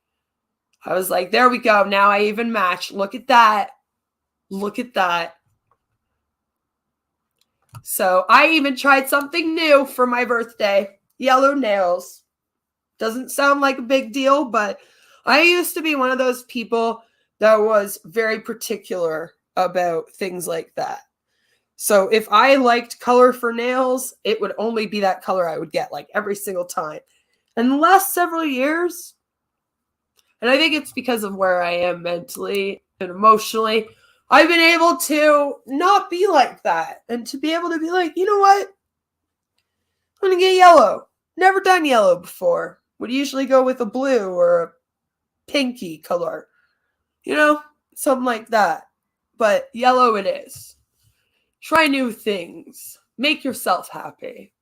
If you can't make yourself happy, then no one else is ever going to make you happy, by the way. If you are not content with yourself, then it doesn't matter what friends you have, what spouse you have, what kids you have, who's in your life at all. You're always going to be miserable. You really do have to learn how to love yourself, no matter what. So yeah, I think I also need to go and get a free gift from Sephora, even if it is anti-aging. But at the same time, I gotta say, don't hate gray hair. Don't hate wrinkles. Sort of enjoy myself getting older. I kind of like it. You know, I've worked very hard to be where I am today in this skin. I have gone through things that would fucking kill most people, and I am still here in this skin. It might have some bumps and bruises and some wrinkles, but at the same time, those are just my battle wounds. And that's how I look at it. So I can't even say I am one of those people that really looks in the mirror and goes, oh my God, here's a wrinkle. Or like, I gotta be honest with you, when my tits started to sag, I was so happy because I was a part of the itty bitty titty committee. Okay. I just had little B34s and then I got pregnant and I went to C's and then D's and then E's when I was pregnant. And then after that, I stayed at a C cup. And I was pretty happy. All right. But they were still on the smaller C cup size, I gotta say. And then a couple years later, they hung a bit. And then I looked like I actually had boobs. And I was like, now I finally, at the age of 32, have tits. Look at that. And so for the last 5 years, I have been loving my tits. So, I mean, just things like that. I think most people, maybe they get upset when they sag a little. But I was like, ha-ha!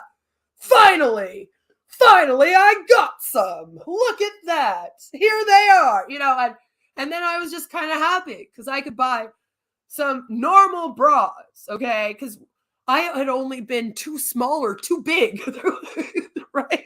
And you women out there, you know, if you're on the small side or you're on the big side, you get shit, Okay? You don't get any of the cute bras and stuff. So I was very excited when I was able to get the good bras.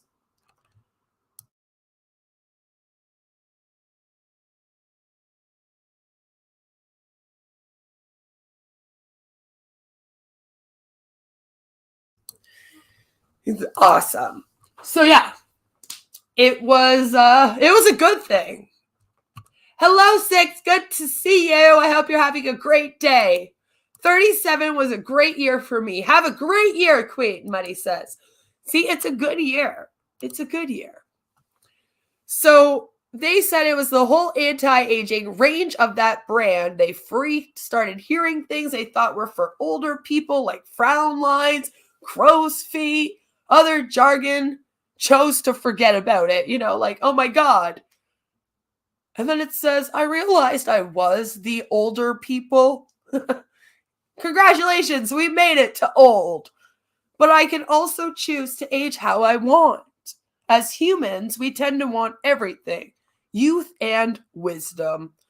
But wisdom only comes with experience, and life lessons show in the wrinkles and lines. Look at that. See, apparently 37 is the age where you just come to terms with that and learn to truly love yourself. Number 6, balance is a mirage. The phrase work-life balance is at its very best cute. It is very attractive for recruitment, especially to an MLM, a multi-level marketing, as you know. In real life, trying to achieve balance is futile. You will find every time you try to pause as you find yourself in balance, life will sweep the rug under your feet. Yep. Queen, yes, Queen's boobs finally dropped, but Warhammer's balls have yet to. So there's that.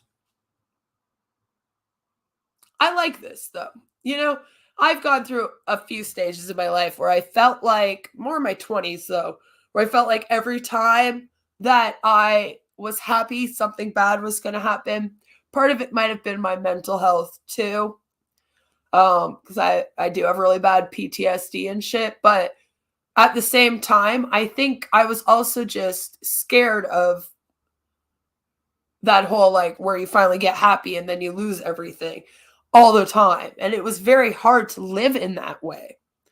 And I think since I have entered probably like my late 20s, I've been letting go of that more and more and more. And it's a lot better now. It is the flow of life. It is meant to be messy and chaotic. To truly reach a milestone, something will suffer. Sometimes the job takes over as you are working hard to build experience.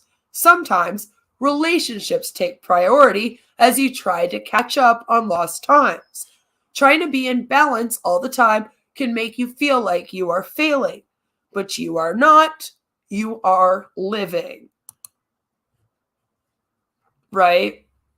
How are they hanging has a new meaning now. Number 6 is such a American aspect. Different countries have much better work-life balance. It is true. You're not lying. Like, there are places in Europe where you get 3 days off in the week, and where work days are only 5 or 6 hours instead of 8, and things like that. They have that in lots of places. There's places that do nap times halfway through the day. The whole town shuts down for 2 hours for rest time and everything. It's also here in Canada, right? It's a third world countries. They don't need to worry about that. I don't know why that just came up out of my mouth, but it's like a Western society thing. It's a very westernized societal thing. I think that that's fair to say, where we are all overworked and feel like we don't have enough time for pleasure or for family or just hobbies and likes, right? But what you got to remember is that you'll go through different stages in your life. Like they're saying here, like at sometimes your work might need to be something. that you have to concentrate more on, and the family might have to take a back burner. And then at other times, if your family's going through things, then you got to call into work sick for a while or something. You know what I mean? It's just juggling everything at all times. There isn't any way it should be. Thank you so much, Six Drops, for the $20 donation. Happy birthday, you cantankerous old code girl. Or codger. Cougar. I'm a cougar, Six. Number 7. This is an important one too. It is not always the most competent who wins. I have learned a lot in my 13-year corporate career. I started naive and highly believed in meritocracy. I have seen great leadership, but also great incompetence. Yeah, I think this was a hard lesson I also learned. And they were all at the top. Yes, if you are competent and work hard, you will make it. But others come with unfair advantages. Their rich family, their well-connected cousin, their distant grandfather, or simply their looks. I've seen people toil and show up every day only to be controlled by a charismatic and sometimes megalomaniac individual. Where did he come from? Connections. Yeah, keep an eye out for that. Feel like, too, when you're this age, you become more aware of that kind of thing, how sociology works. Number 8, things take time. Everything takes time. Sometimes we try to go too fast, then we give up because things are not working out the way we wanted. We had ideas and goals, and they do not look like they are going to materialize anytime soon. The big issue is we have no idea when the fruits of our labor will pay off. It could be months or years. And also remember, the truth always comes out and will set you free. And sadly, the reality of life sets in. Bills to pay, people to take care of, and other commitments. Those are the crossroads of life that define the course of our future journey. It's all just a part of life, too.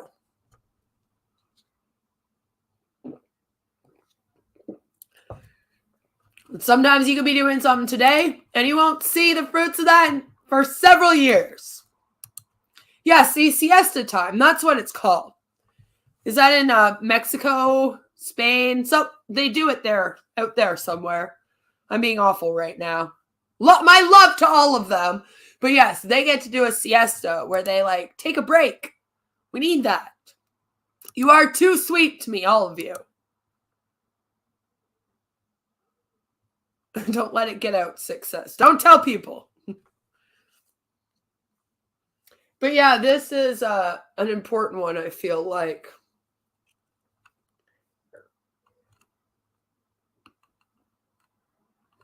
Life is about the company, very much. It is funny that one of my biggest life lessons comes from Big Panda and Tiny Dragon. Big Panda asks, what is more important, the journey or the destination? The company, Tiny Dragon replies. It is not in the achievements or accolades received. Those only provide temporary satisfaction. True fulfillment comes from the relationships you have built. People that have inspired you and that you've inspired. Because trust, I bet you've inspired other people as well. People that you grow together with. And finally, people that you have distanced yourself from. Stay away from fuck shit people. It's like karma. If you're hanging out with fuck shit people, fuck shit happens. You do something good, good things happen. Do something bad, bad things happen. It even makes scientific sense. We've talked about the science behind karma before on my channel, even long before I called myself Queen of Karma.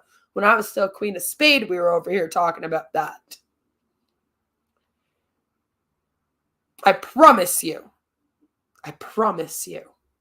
the most important thing in life is the people that you surround yourself with. And again, the people you distance yourself from. Make note of who you want to have around you. Be picky. Have a certain set of traits that people have to meet. Come up with morals and values that other people have to share with you in order to even be in your space. I've been doing that for years. You've seen me come and go from many communities out here. And some people want to talk about how it's all drama that I leave.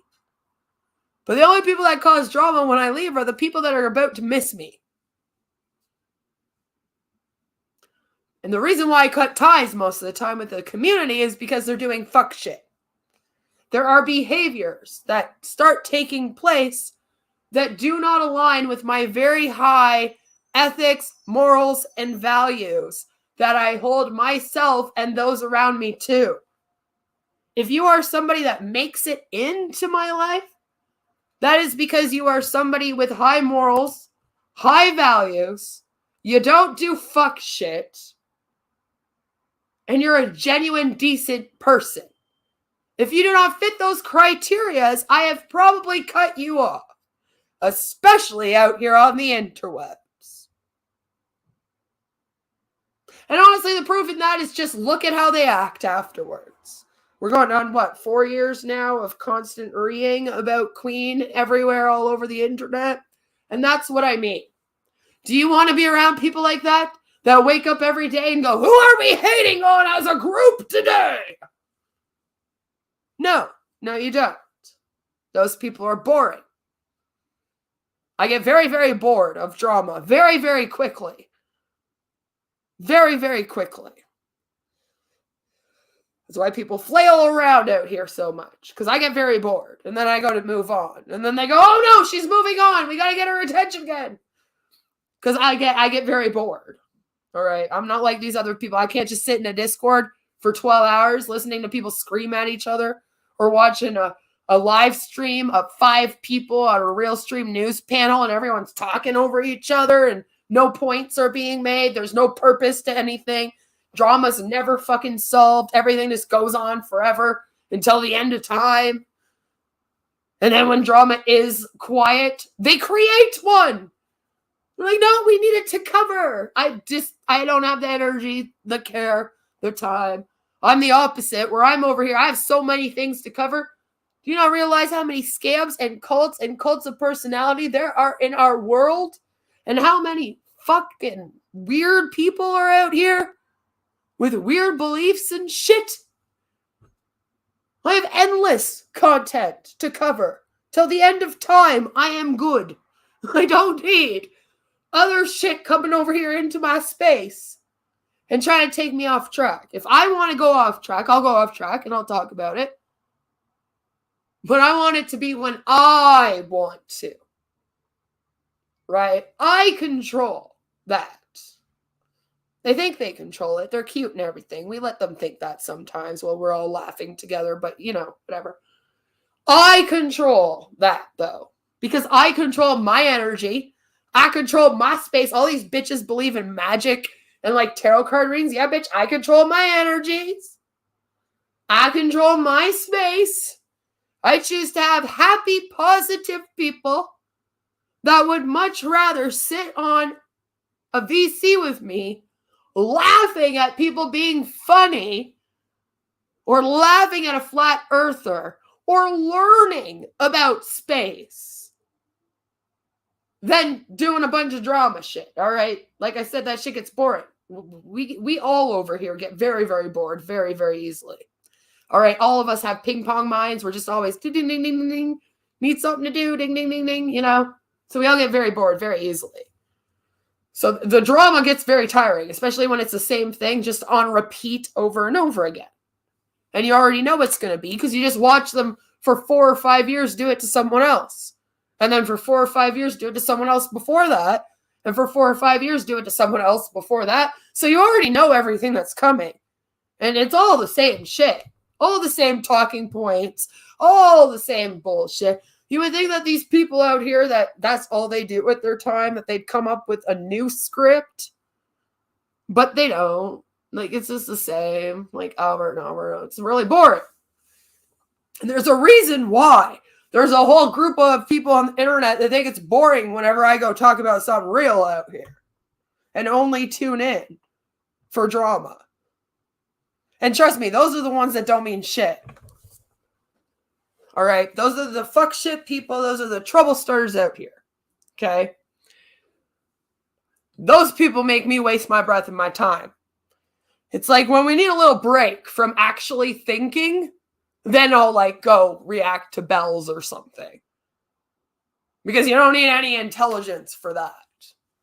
It's real easy to sit out here and stream someone like Shanny for Christ and go, I am much better than this person, than it is to shut down a whole scam or speak out about an actual religious cult that is attacking you, you know? And 500,000 other people. Or companies filled with Hun bots that are ready to jump down your throat any minute. It's easy. I'm sorry, but that's the easy stuff. That's what we do over here when we just need a break for our brains.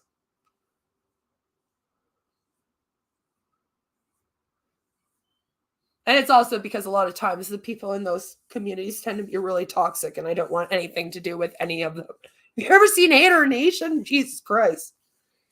Sent me running. I was like, I don't want to be anywhere near any of these fucking people. Jesus. You got a bunch of people from anti-MLM hanging out over in the Hater Nation. I was like, yeah, I could see why our community is being called out now for doxing Hun bots and mob attacking people. Jeez, wonder where that came from. And I don't care. That's not what I'm here for. I'm here to discuss things. I'm here to learn. And I'm here to shut down scams and cults and speak out about bad communities. The only reason why you'll hate me is if you're in a bad community. So the people that you distance yourself from are just as important as the people you keep together. Because you're going to want to, like I said, make note of who you're distancing yourself from. What are the types of things that drive you crazy in a person? What is the behaviors that you do not want around you? Right? It's all about boundaries. When are you willing to put your foot down? So if you're in a group of people, right? And a whole group of people are going, let's dox this person. Let's dox this person. Are you strong enough to say to that group of people, I do not think that should happen. I have a problem with this. And then walk away? Or are you going to be one of those people that will just go along with the group? Because I want sheep here. Sheep bore me too. All they do is go, bah, bah, bah. That's boring. I want the people that are willing to say, hey, you don't do that to someone. If you do that, I'm going to make sure everyone knows you did that. That's who I'm looking for. Those are the people I want to hang out with. Right? You got to decide. It's important. You did a fabulously, amazingly beautiful job. Are they ready? Well, you got to blow on them a bit, and they still look a little wet. You did great. You didn't get it on your fingers at all. The magic of the internet. Send them demons in the mail. And then we'll have Bob Larson come. It will be great fun. And then I'll have another Bob Larson video to do. Which, by the way, stay tuned. I have a couple more really funny ones that we're going to be covering in the next couple weeks. They're good. So they say that this makes up a life and it makes the journey worthwhile. Because similarly, you want to get away from the bad people. You also want to be surrounded by good people. You know, people that you can go and share your achievements with. And you don't have to worry about them getting jealous or trying to bring you down. They're just going to be happy for you. They'll celebrate with you. right? Do you want to be around people that want to celebrate someone's birthday, or they're going to dedicate a whole week of their life to trying to ruin that person's week? Ask yourself that. What type of person do you want to be? Number 10, and this is why you got to ask yourself that, is you have to be your own best friend. You have to love yourself. You have to be your own best friend.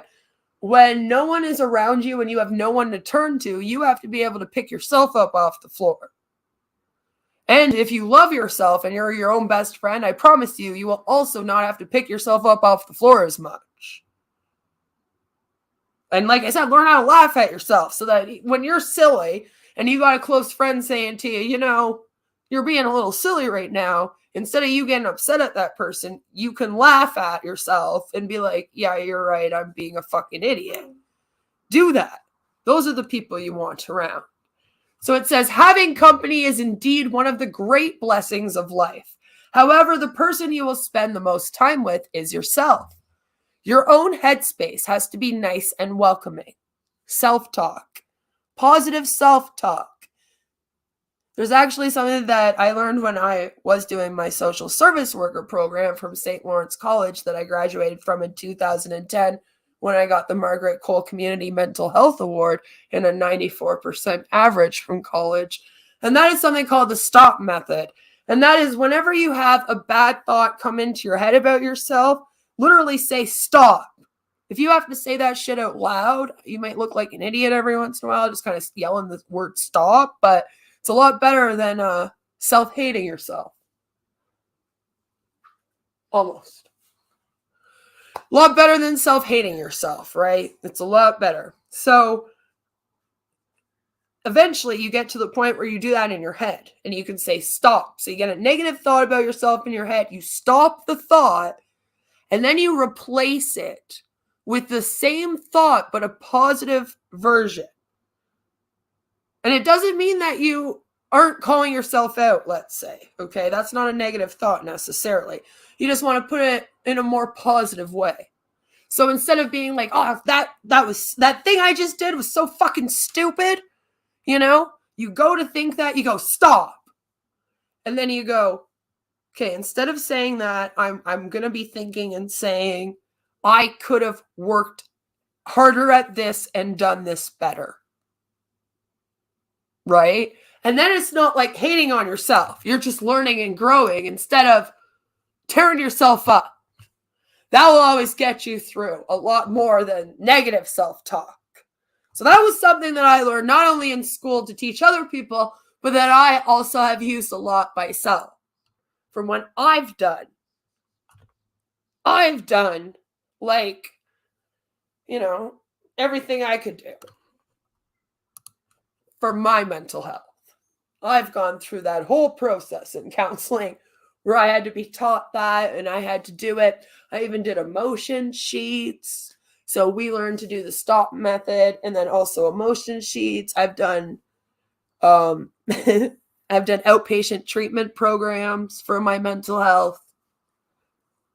And I promise you, it's a really great method for teaching yourself how to not only have a more positive mind without toxic positivity, because that's bad too, as we talk about a lot here, but it helps you with your self-talk. You should never be saying mean things to yourself in your mind. What you tell yourself on a daily basis matters, as self-talk can impact how you view yourself and how you operate in the world and how you view the whole world. And you don't want to view the whole world as a dark, nasty place and everyone wants to hurt you, even though every time you come on YouTube, it appears that that's what it is. I promise. All right, you're good. It is great to push yourself and see yourself grow. At the same time, try not to be too hard and talk to yourself like you would a friend. I am guilty of that too, and constantly striving to be more compassionate. Do you know what's funny? I didn't tell you guys a story, but that's the 10 things. But coming from that, I just want to tell you a story. There was a time when I was having kind of a little freak out, and I don't even remember what it was about, so it obviously couldn't have been that important. But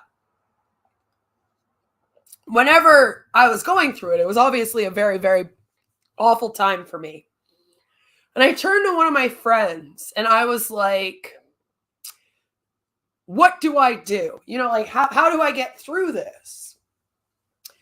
And my friend, instead of helping me or telling me what to do or whatever, instead she said, you know what, Beth? What would you tell me if I was in your position right now? What would you tell me to do? And so I kind of sat there for a minute and, you know, we switched roles for a second. And I was like, well, honestly, I'd probably tell you to do A, B, and C. And then that would help. And then my friend went, see, you already know what to do. It's just you got blinded because it's you in the position right now. And honestly, that helped me. Because it also showed me that I know how to solve things my fucking self. And that maybe I shouldn't freak out so much. Right? Because I already knew what to do. I was like, yeah, she's right. I did just tell her what one in my situation would have to do. You know? So obviously I do know. I just got to calm down for a minute and look at it in a different way. So it's amazing what changing your mindset can do for you in your life. Wisdom from the queen. Yes, I got all old now, and now I've become one of those people that are like, back in my day, when we used to walk to school in the snow, the advice I would give, you know, but really everyone bust when I was growing up. We didn't really walk in the snow. It's a lie, and I don't think my grandfather did either, by the way. I think he was lying to us the whole time. So hopefully I won't be as bad, but I'm apparently now passing out wisdom. Oh no, we've reached a point where I'm passing out wisdom on the internet. I need to talk to myself. Honestly, yeah, I talk to myself all the time. I also got used to being like a mom at my house alone for a lot of when my husband was working. And I'd find myself being like, fuck, where did I put that? I know I put it down somewhere. Where did it go? You know, and then I'd be like, who am I talking? Like, nobody else is in here but me. You know, I know you all do it. Don't even tell me you don't. That's not just because I'm crazy and old. Okay? Clowns are funny or scary if you have clown phobias. Me and my family have always called each other clowns. It's our fun-loving word for each other. Whenever one of us does something silly, we'll be like, you clown. Yeah, it's just been that way since the beginning. We're a very fun-loving family. We tease each other a lot, you know. We have a lot of inside jokes. Well, kind of like my community. My community is even kind of like that. We have a lot of inside jokes over here. We all tease each other about things and joke around, and we have fun. We joke around while other people get mad at us for joking around. We're just over here trying to play bingo and shit, you know? And people are like spreading narratives. We're like, man, we just told you to go play bingo. Fucking fuck off. It's a very strange place, but I have to say I love the internet. The internet brings us a lot of fun. A lot of fun. And this next year, since it's my birthday, this next year, this internet is going to bring us a hell of a lot of fun. Because I have so much planned that it's coming out of my ears. I am literally putting in the finishing touches for the whole first season of Simp Park right now. And that is going to hopefully be done over the summertime, as that is when I can do it. And I am hoping that that can get released in the fall as if it were an actual series and comes out in September like they do with television, you know? That's what I'm hoping for. So far, so good. Because it's not going to take a lot of people to do the project. It's actually turning out that it's going to be a lot easier than I originally had thought. And that's why it took so long, because I was planning stuff and writing stuff and trying to figure it out. And we had to rewrite some things because it's supposed to be a fun project. And there's one person that is going to do anything that they can to try to ruin all of us from having fun with the project, because they're miserable and they go around trying to destroy as many lives as possible. Yes, I'm talking about you again, Bells. You can go and write it down on your calendar, record this, and then in 3 years on my husband's birthday, you can release this one too. So we are going to take her out. She's like one of those things that wants attention, and then when you give her attention, she gets mad she got the attention. So we're just going to take her out. We've replaced her with Shani, who actually does the exact same thing. Believe it or not, it actually was very easy to rewrite. We really just needed a fat person that talked about their disabilities all the time. That was the character. So once that thing started to freak out, murdering cats and dreaming about child abuse all over the internet, we were like, we could replace her with Shani. And it actually does the exact same thing. In fact, we could have more fun with it, because I strongly believe that the goal is that even if you're in it, you're laughing at yourself. We have people voicing themselves in it. We're all making fun of ourselves. And I honestly think that Bells, she can't handle it. But I do feel like if Rev and Shani came across Sim Park, they too would have a laugh at it. It wouldn't be it's not supposed to be at the expense. So that actually went a hell of a lot better than I thought it was going to go. I was a little worried, and I was like, you know what? We can just do that. And look at that. We don't have to change much in the scripts. It's pretty much the same shit, man. We even got cancer and everything. It's beautiful. Absolutely beautiful. So I'm very much looking forward to that. I told everyone, let the birthdays week and everything happen. And then after that, we should be good to go. In the next couple weeks, the script should honestly be out. So that is very exciting. We also have tons of tarot scammers. Tons. I'm telling you, this is the age of the tarot scams. Okay, all these people out here psychic and telling you that they're going to be talking to your dead relatives as long as you pay them $355 a day or an hour for the call, We got them all over TikTok. We got them all over the tubes. They're still on Instagram like they always have been. We have a lot of flat earthers that we're diving into. It has been requested that I go and check out some of the other big named flat earthers. The ones that everyone's familiar with. They're like, we want to see you react to some of those, so we're going to be doing that. Warhammer is doing the FAP files. Apparently that is a go. So we are looking forward to that. And Mycroft and I are planning some things together as well. That has been highly requested of my Discord for us to do something together. So that shall be on the go. We have the Bedskirt Diary still coming out on the Shaw of Thirst channels. Episodes of that galore. And they get funnier and funnier. And we are still writing several of them. So Shaw's good for content forever. We can just keep doing that. She'd be good to go with that in her gaming and her stream. She's fine. And what else do we have? We have a lot of parody songs we're working on. We have the honor of having Red Feather. We have the honor of having Kevin Thunis in our club. So we have a lot of songs planned. Probably not like the Dykes Dykes China song, because that's my favorite song. But some good parody songs will be coming out. And hopefully they will get that they're supposed to be funny. And then they won't be sending them around to people that review music, tricking them into reviewing my music and looking like a complete fool. That's a mean thing for you guys to do to your friends, by the way.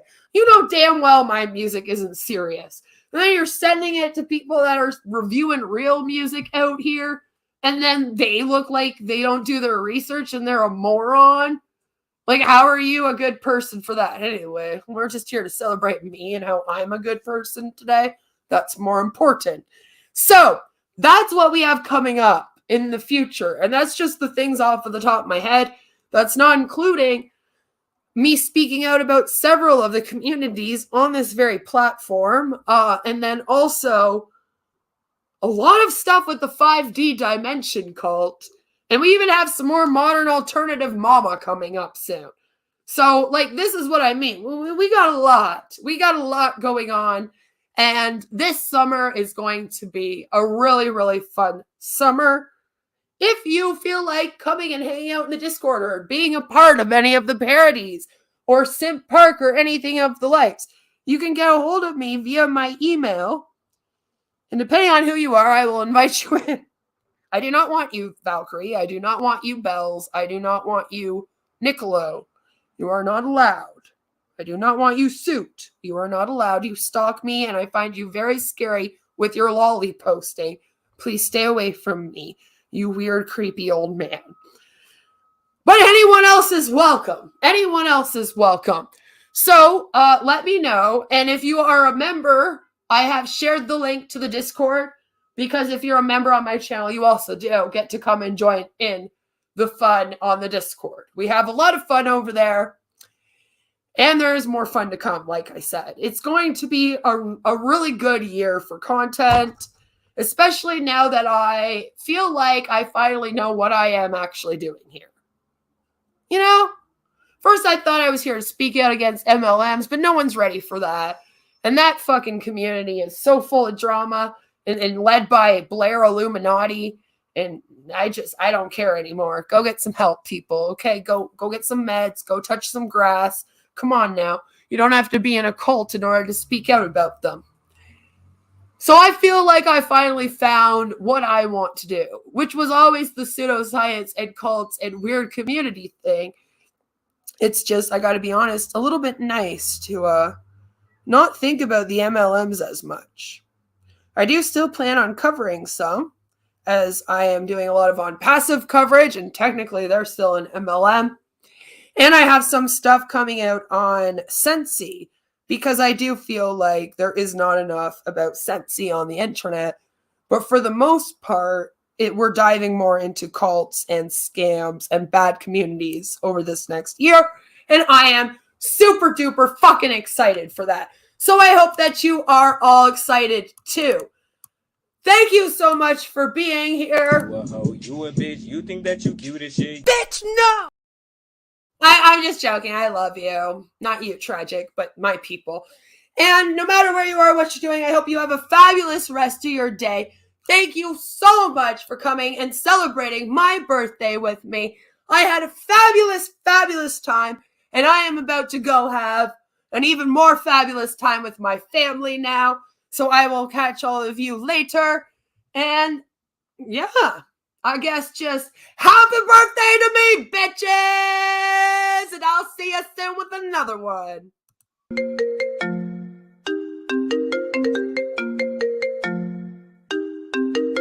Hi, Jason. Yeah. Birthday. It's your birthday. If I die, bury me inside the Louis style. They ask me what I do and who I do it for, and how I come up with this shit up in the studio. All I want for my birthday is a big booty hoe.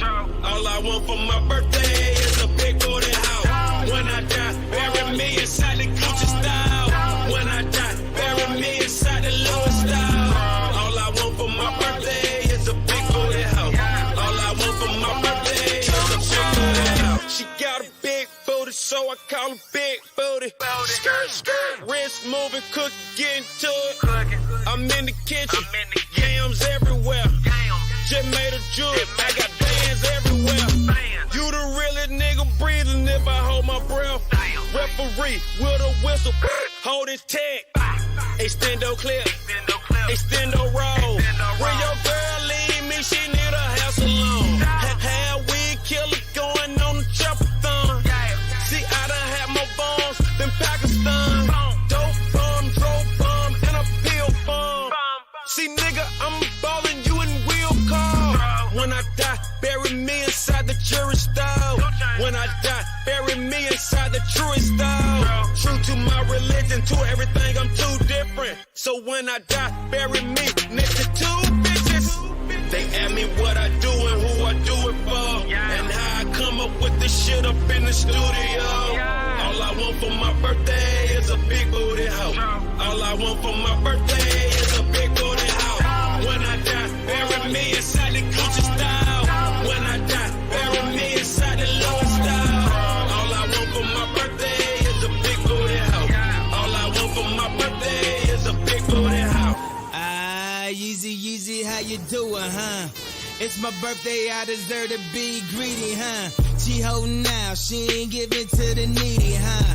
You go downstairs and fall asleep with the TV on. Y'all been together 10 years, you deserve a menage. Especially if you put that BMW in a garage. Especially if you paid a couple payments on her mama crib. Went to her niece's graduation, man, I hate those kids. Last birthday, she got you a new sweater.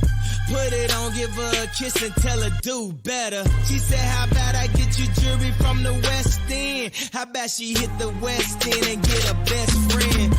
I'm joking, I'm just serious. I asked her, don't be acting like no actress. If we preaching, then we practice. Don't be reaching, don't be touching shit. We in Kanye West Benz, cause I will turn you back to a pedestrian.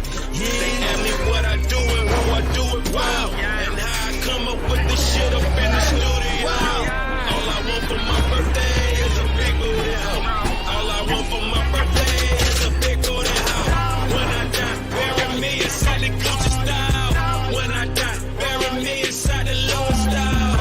All I want for my birthday is a big booty hoe. All I want for my birthday is a big booty hoe. It's your birthday, it's your birthday. Bad bitch contest, you in first place. You in first place, you in first place. Bad bitch contest, you in first place. I show up with a check to your workplace. Then hand the valet the keys to the Mercedes. Tell the DJ play your song, this shit come on.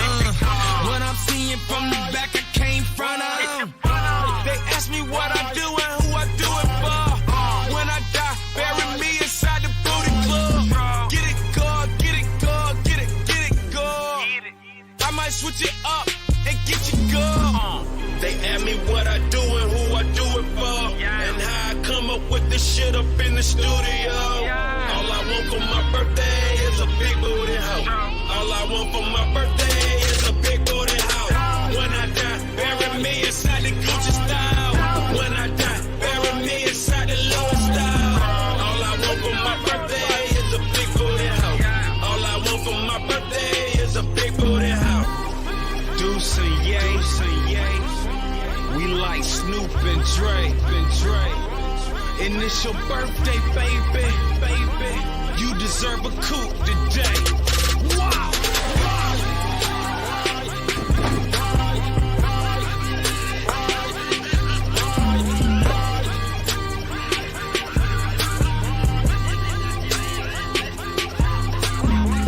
You in first place. Bad bitch contest.